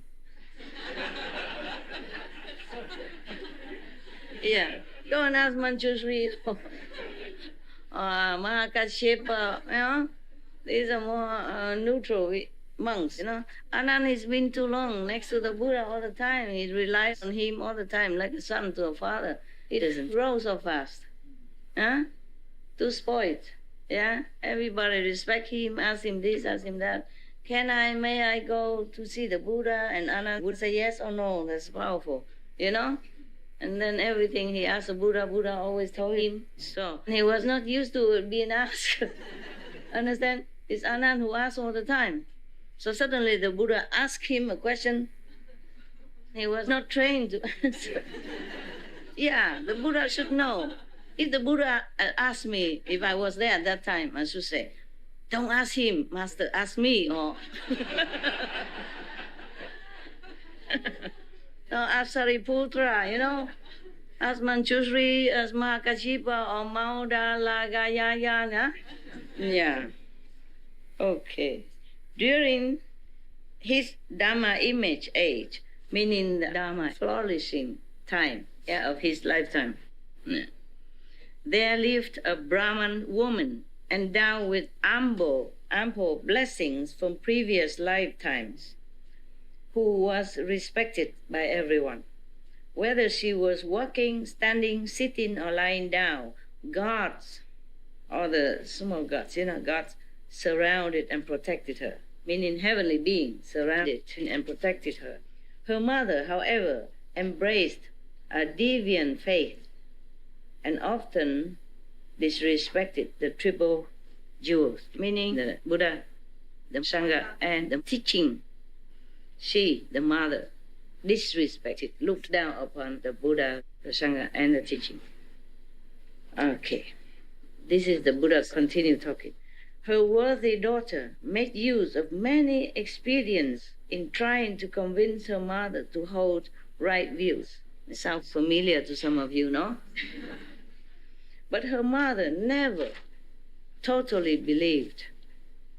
Before long, the mother's life ended, and her consciousness fell into the uninterrupted hell. meaning you never have a break from there. Never have a break. Means whatever punishment you take is continued day and night, every second of the life you have there. Never have a break. Some hell have a break. This hell isn't. You remember the story I told you? A joke? No.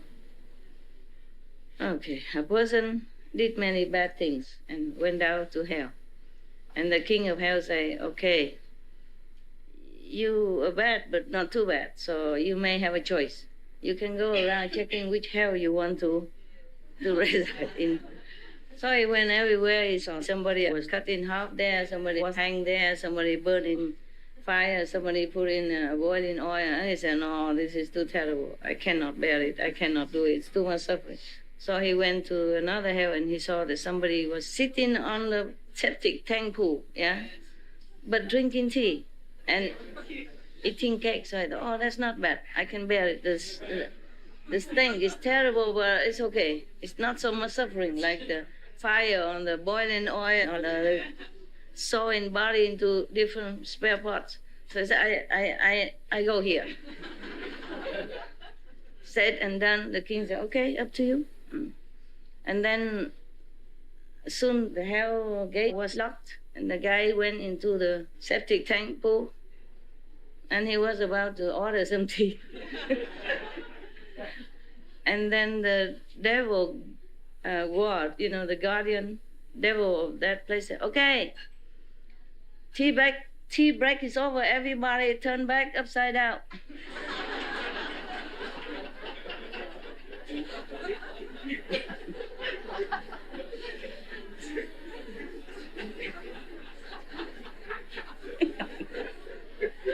You like it, huh? Is it so funny? Huh? Is that funny?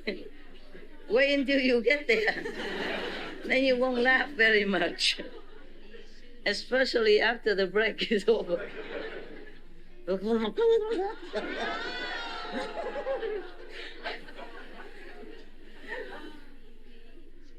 I'm telling you, laugh now, but be careful, all right?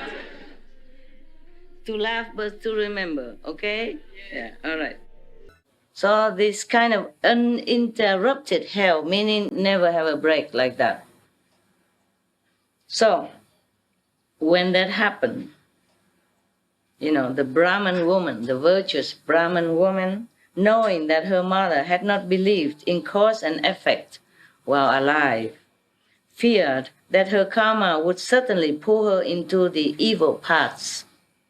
For that reason, she sold the family house and acquired many kinds of incense, flowers, and other gifts. With those, she performed a great offering in that Buddha's stupas and monasteries. She saw an especially fine image of the thirst-come one enlightened flower Samadhi self-mastery king in one of the monasteries. Just an image, just a statue. Oh, just a especially fine image, so it might not be the statue. Let's read on.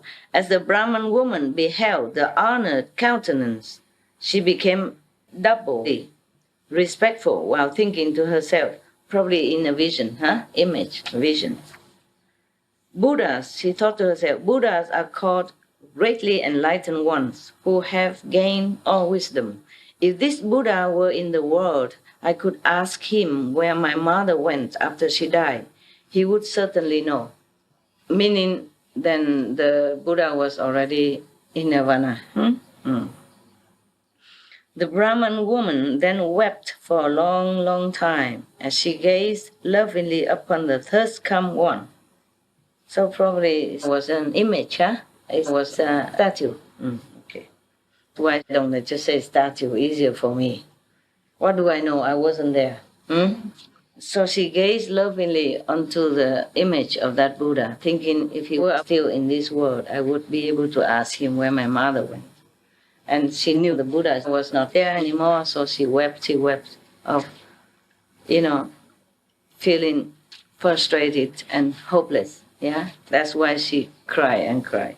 And then suddenly she heard a voice from the space saying, Oh, weeping, worthy woman, do not be so sorrowful.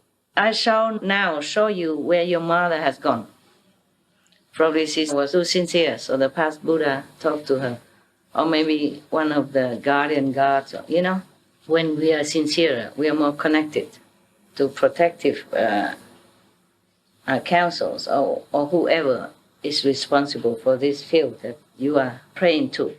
The Brahman woman placed her palms together as she addressed space, the empty space, and saying, "Who is it, the one with spiritual virtue, comforting me in my grief? From the day I lost my mother onward, I have held her in memory day and night. But there is nowhere I can go to ask about the realm of her rebirth." So the voice in the space spoke to the woman again.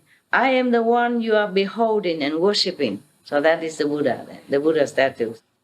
The former enlightenment, flower, samadhi, self-mastery king, thus come one. Yeah. Because I have seen your regard for your mother is double that of ordinary beings. So I have come to show you where she is.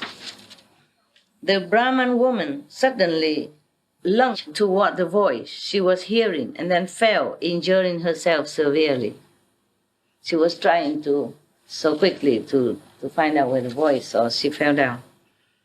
Those around her supported and attended upon her, and after a long time she was revived. Then she addressed space, saying, "I hope the Buddha will be compassionate and quickly tell me into what realm my mother has been reborn. I am now near my death myself." Enlightenment, flower, samadhi, self-mastery, king, thus come one of the past, told the worthy woman. The Buddha, Shakyamuni, has even 10 titles, more than that. But sometimes most people just address him as thus come one, or were honored one, or Buddha, yes. Or Arahant, yes, even they address him also. One of his titles is Arahant. So the past Buddha appeared through the voice, told the worthy woman, "After you make your offerings, return home quickly. Sit upright and concentrate on my name. You will soon know where your mother has been reborn." So the Brahman woman bowed to the Buddha, the space, there's no one there, just a voice. She bowed to the Buddha with that voice and then returned home. The memory of her mother sustained her as she sat upright, recollecting enlightenment, flower, samadhi, self-mastering king, thus come one. After doing so for a day and a night, she suddenly saw herself beside a sea whose waters seethe and bubble. It's always a sea, huh? Last time the Mao Gai Lai Yanya also took his old disciple to the sea, yeah? It seems like hell is next to the sea. And we could not even buy an ashram near the sea. So that you can take a shower sometimes. Up to now, not, yeah. Because mostly the sea is overcrowded. Next to the beach, always crowded with people, apartments, and always. But for us, it's very difficult to find. Okay. What? She saw herself on the sea, the seethe and bubble. Many evil beasts with iron bodies flew swiftly back and forth above the sea. She saw hundreds of thousands of men and women bubbling up and down in the sea, being fought over, seized, and eaten by the evil beasts. She saw yakshas with different shapes, some of the ghosts or evil spirits here. Some had many hands, some many eyes, some many legs, some many heads. With their sharp fangs, they drove the offenders towards the evil beasts, pushing them there for them to eat. All the yakshas themselves seized the offenders and twisted their heads and feet together into shapes so horrible that no one would dare even look at them for long. During that time, the Brahman woman was naturally without fear due to the power of recollecting the Buddha's name. A ghost king named Poisonless bowed his head in greeting and said to the worthy woman, "Welcome, O Bodhisattva. What conditions bring you here?" The Brahman woman asked the Ghost King, "What is this place?" Poisonless King replied, "We are on the western side of the great Iron Ring mountain, and this is the first of the seas that encircle it." The worthy woman said, "I have heard that the hells are within the Iron Ring. Is that actually so?" Poisonless King answered, "Yes, the hells are here." The worthy woman asked, "How have I now come to the hells? Why am I here? Huh? So the poisonless means the king of one of these hells, answered. So he's kind, he called her Bodhisattva. And why did she come here? No, it was very kind. So the king of some of the ghosts and all that, as I told you before, must not mean that they are bad, They just have to govern that part of the universe. So that makes sure that the ghosts and the devils don't harm just any beings, just the bad ones, but not touch the good ones. They have to have law and order as well, So, the woman asked, "How come I'm here in hells?" So the poisonless answered, "If it was an awesome spiritual strength that brought you here, then it was the power of bad karma. Those are the only two ways anyone can come here." The worthy woman asked, "Why is this water seething and bubbling, and why are there so many offenders and evil beasts?" Poisonless replied, "These are beings of Jambu-vipa who did evil deeds." Almost like samsara, means from the earth, come down, They did evil deeds. They have just died and passed through 49 days without any surviving relatives doing any meritorious deeds on their behalf to rescue them from their distress. For 49 days and nights, if you have relatives died, you should meditate, pray for them, reciting good sutra or master teaching, or put a tape on for them. Don't cry.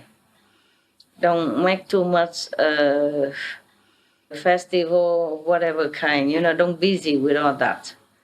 Have to make offerings to the Buddhas or recite the sutra for them and pray for them. Understand? Yes.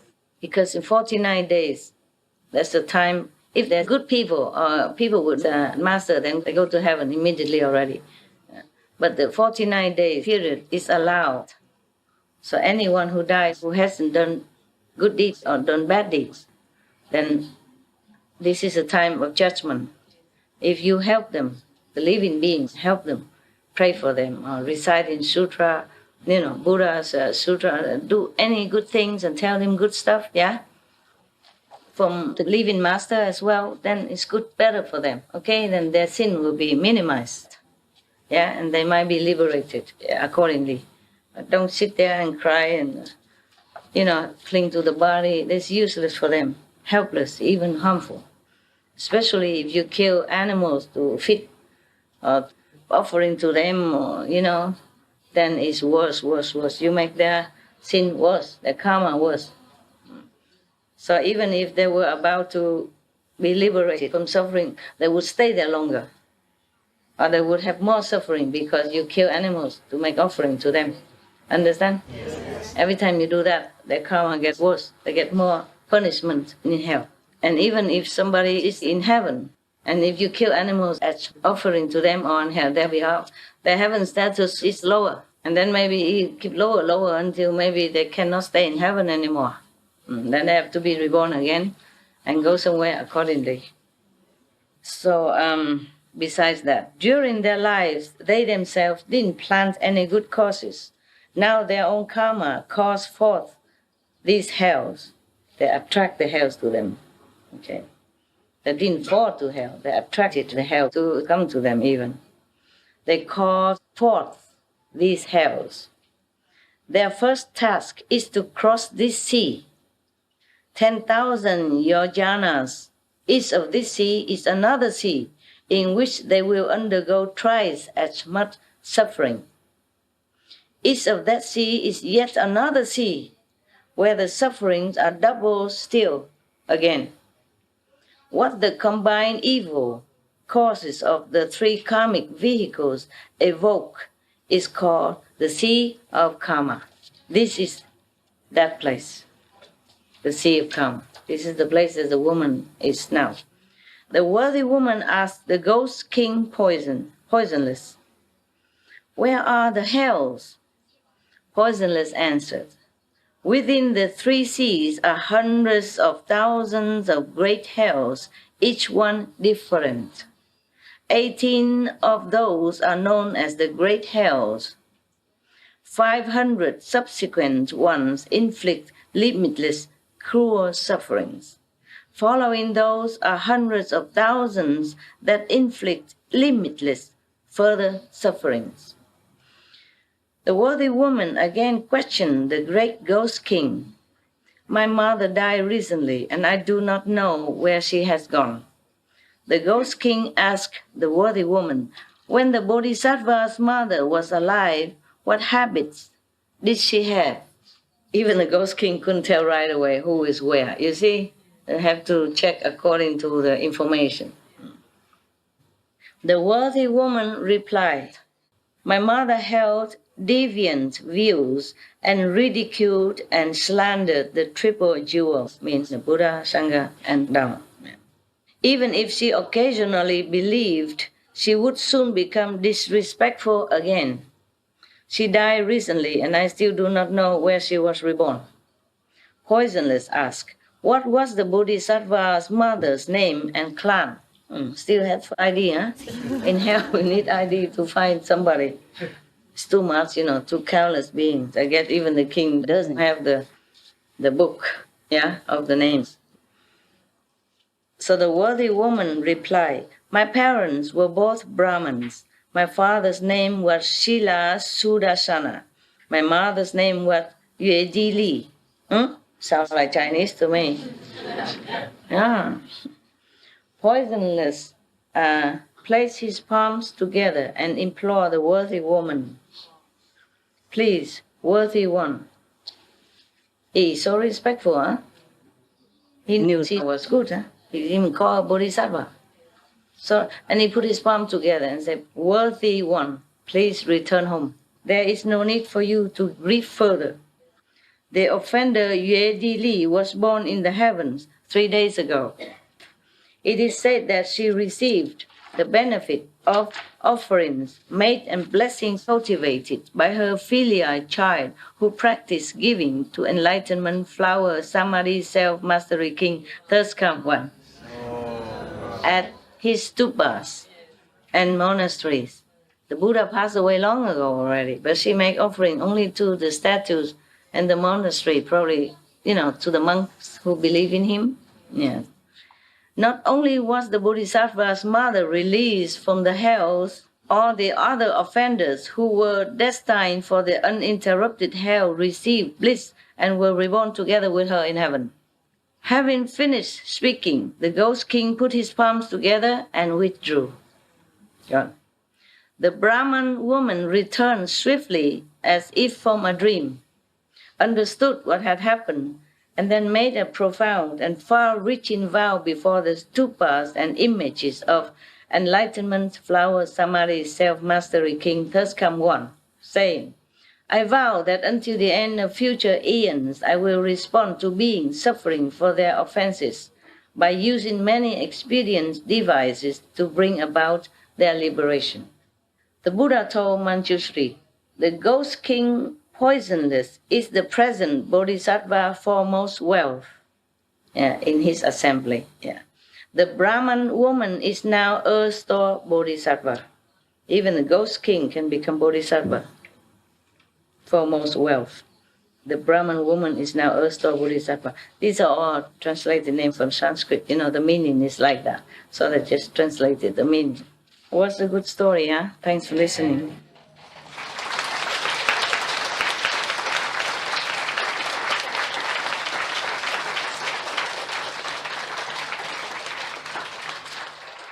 Incredible story. I like very much. My first bodhisattva was Kuan Yin Bodhisattva, for my childhood then. And my second one, when I was in the West, in Germany, was Earth-store Bodhisattva. I worship them. And also I have other picture of other Buddhas, You can't always get whatever you want, a Buddha in the West, So, but I like Earth-store Bodhisattva very much. I loved him for the vow he made, and for the sacrifice he made, and for what he's doing and has been doing and is doing and will be doing for beings. So I worship him in my house. And Kuan Yin Bodhisattva, of course, is always there. Yeah. Yes. And then I cannot get Sakyamuni Buddha, so I just worship Earth-store Bodhisattva. Yeah. And then I have also images of other Buddhas. Yeah. Behind, like a picture. Yeah. And my husband was good. He bring flowers to them. My ex-husband. He liked Buddhism. Yeah. But he didn't know much. He just liked. It seemed more peaceful to him, non-violence, no competitiveness. That's taught in Buddhism, Yeah. And he liked it. Okay, I let you go eating, and if something good, we come back, huh? I will continue if you want to, later. Later. Huh?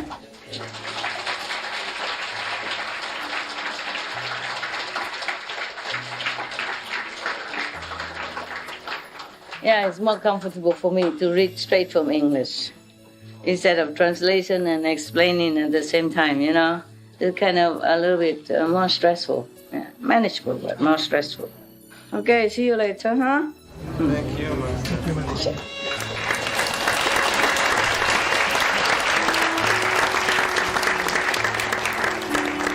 Okay. All right. It's a very touching story, huh? How just a woman, because of love for her mother, has made her become such a great bodhisattva and having a great vow like that. Okay, the division bodies gather. Wow. Division bodies, meaning the manifestation bodies of enlightened persons. Yeah? One enlightened person has only one physical body, but many, many, many transcendental bodies. So they can do many things, help many beings, different levels of heavens and earth and hell. Okay, here is about the division bodies of the Bodhisattva Kristigaba. Yeah. Earth-store Bodhisattva. At that time, the division bodies of Earth-store Bodhisattva began gathering in the palace of Trayastrimsha heaven from billions of inexpressible, unutterable, immeasurable, ineffable, limitless asamkhyas of worlds. Meaning he's not in one world, but his body manifests in all different countless, limitless worlds. They came from wherever hells were found. Wow. He specialized in rescuing people in hell.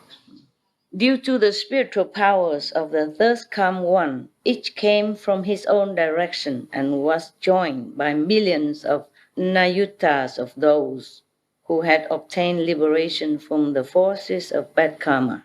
All came holding incense and flowers as offering to the Buddha.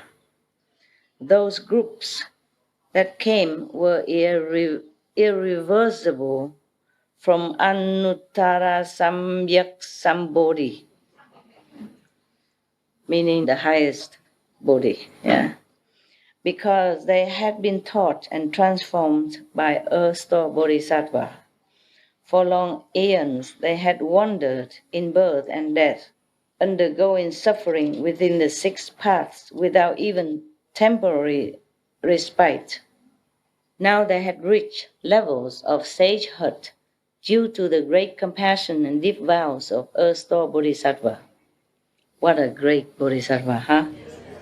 They felt joyful as they arrived at the Trayastrimsha heaven and gazed at the third come one, meaning the Buddha. At that time it was Sakyamuni Buddha. their eyes not leaving him for a moment. It means they were non-stop gazing at him. I guess it feels familiar to me, like somebody I know.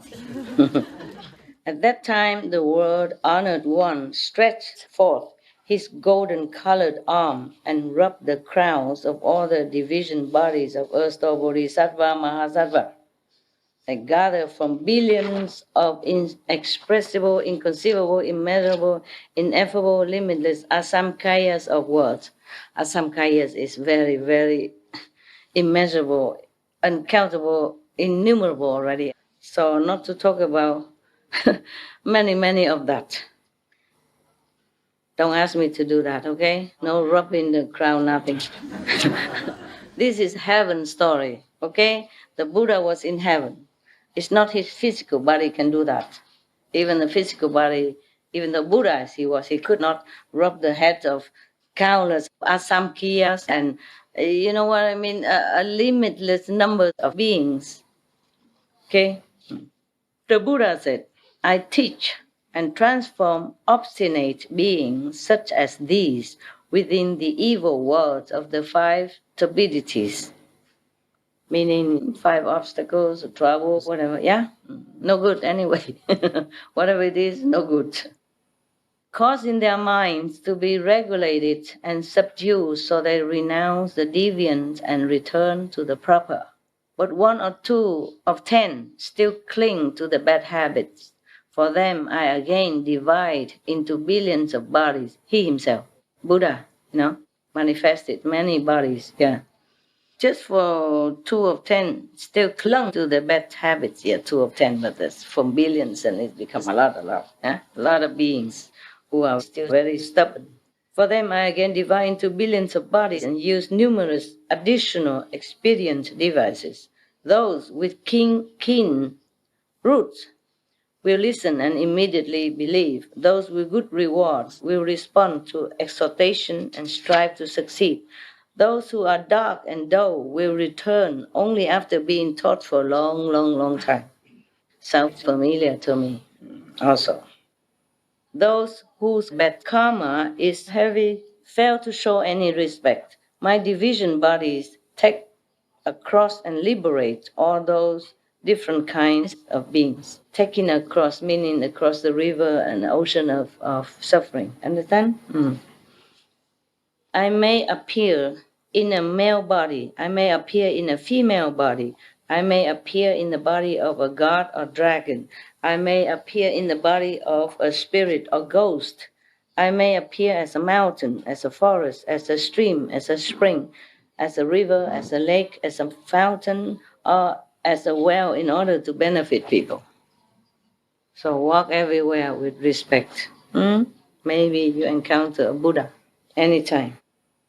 I use all these ways to save beings. I may appear in the body of God Shakra. I may appear in the body of Lord Brahma, even as a well, river, mountain. I may appear in the body of a national leader. I may appear in the body of a wheel-turning king. I may appear in the body of a lay person. I may appear in the body of a prime minister. I may appear in the body of an official. I may appear in the body of a bhikshu or bhikshuni, meaning nun, high monk, high nun, and upasaka, meaning lay person, and upasika, and layman, laywoman, and so forth, to my appearing in the body of a Sauhira, an Arhat, a Pratyekya Buddha, or a Bodhisattva, in order to teach and rescue beings. It is not that I only appear to them in the body of a Buddha. Reflect on how I have toiled for repeated eons and endure acute suffering to take across and free stubborn beings who resist being taught and continue to suffer for their offenses. Those not yet subdued undergo retributions according to their karma. If they fall into the evil destinies and are enduring tremendous suffering, then you should remember the gravity of this entrustment I am now giving you here in the palace of the Trayas Trimsha heaven. find ways to liberate all beings in the Saha world, in our world, from now until the time when Maitreya Buddha comes into the world. Help them escape suffering forever, encounter Buddhas, and receive predictions, meaning, initiation and then knowing when you become Buddha. Yeah. At that time, all the division bodies of earth-store bodhisattva that came from all those worlds merged into one single form. He collected all of his manifested bodies from different directions, different universes, collected them all together in one. Then he wept and said to the Buddha, the Bodhisattva wept. Imagine. We thought the Buddha don't cry, huh? And the earth-store Bodhisattva wept after he collected all the different bodies to himself, became one single person. Then he wept and said to the Buddha, he cried and said to the Buddha, throughout long eons, I have been receiving the Buddha's guidance, and from that I have developed inconceivable spiritual power and great wisdom. My division bodies, meaning manifestation bodies or transcendental bodies, different bodies, filled worlds as many as grains of sand in billions of Ganges rivers. Imagine how many bodies he had. Huh? In each of those worlds, I transform myself into billions of bodies again. First he transformed himself into billions of worlds, as many as Ganges river sands. Imagine, okay? And then from that, limitless sand body transforms also, billions of bodies again. Yeah? So in one transformed body, it transforms into billions of bodies in each different world. Yeah, a lot of work to do. One physical body, but many transformed bodies, many transcendental bodies. And I'm thinking, in the Catholic world, if a Pope manifests himself in two places at one time, then he is a saint. So this Bodhisattva can be called a saint many, many billion times over and over. Huh? Okay, I will tell the Pope. Yeah, to make him a saint. Bodhisattva, earth-store Bodhisattva, make him a saint. Now, each body takes across billions of people, helping them to return respectfully to the triple jewels. Means Buddha, Sangha, Dhamma. Okay, escape birth and death forever and reach the bliss of Nirvana. Even if their good deeds within the Buddha Dhamma amount to just as little as a strand of hair, just a little strand of hair is worthy of merit even, or even a drop of water, a grain of sand, or a mote of dust, I will gradually take them across. Just one little merits as a sand grain. He will use that as an excuse to liberate them gradually, and help them gain great benefit. I only hope that the world honored one will not be concerned about beings of the future who have bad karma. Wow, how nice. It means the Buddha can rest. And the earth-store Bodhisattva will do it all. In that way, he addressed the Buddha 3 times. Why 3 times? Huh? Just to make sure the Buddha heard it. I guess it was for the sake of all the assembly, Because one time maybe somebody heard it, maybe somebody didn't, So he repeated again and again 3 times, even though he addressed the Buddha, but everyone should hear it. You see what I mean? Yeah. Not because the Buddha couldn't hear one time, Just to let you know. I only hope that the world honored one will not be concerned about beings of the future who have bad karma. At that time, the Buddha praised earth-store Bodhisattva and said, "Excellent, excellent, excellent. I will help you in this work you so willingly undertake. When the vast vows that you keep making throughout so many eons are fulfilled and all those beings have been saved, then I will certify your ultimate body. It means probably never. Huh? How can Ersto Bodhisattva ever finish his job? I don't know. Maybe he will. At that time, then the Buddha said he will bless him to be a Buddha. Graduate Buddhahood. Well, we pray that he can do that soon. But he's done it so countless eons of times already. Suffered so much for all beings. Okay, huh? I think we go now.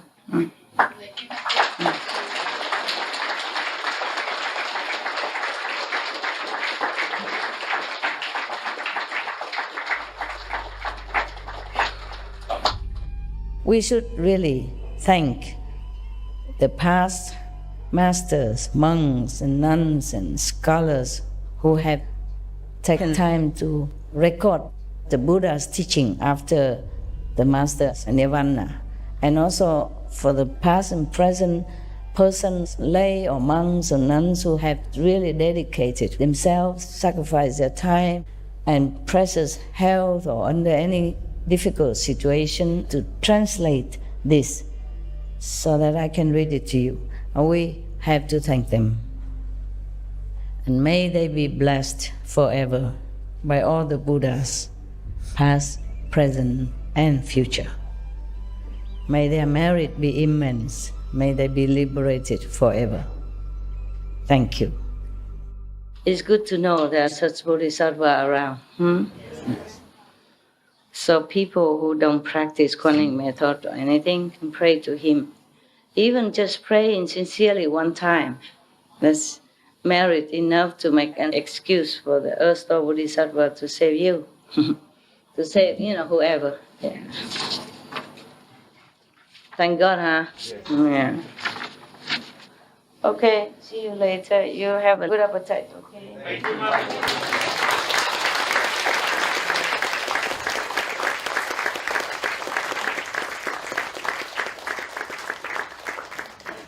I'm fine, really, I'm fine. I'm just being careful, okay? Because here the ground sometimes is not very flat. Yeah. And I'm wearing this kind of spiritual weapon. I'm just being careful, all right?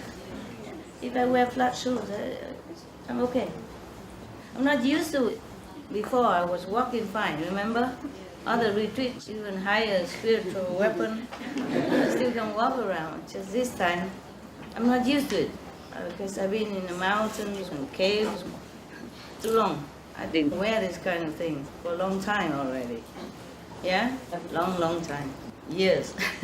So now I begin to learn to walk again. With high heels. Yeah. Maybe one day I'll be able to get rid of them. Yeah. You're doing well, man.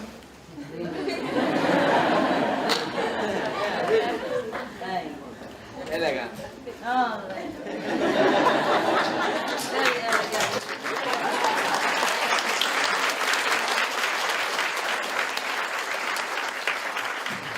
So you don't have family except your grandma? No family. Oh, wow. 3. You have a lot of family here, huh? Yes, I have. Big family. Hello. Everything okay here? Yes. Thank you very much. Thank you, Master. You cool? Single? A little bit. English. Yeah, I know. Thanks for watching. Cute. Thanks to all of you, okay? See you later, perhaps, yeah? Yes.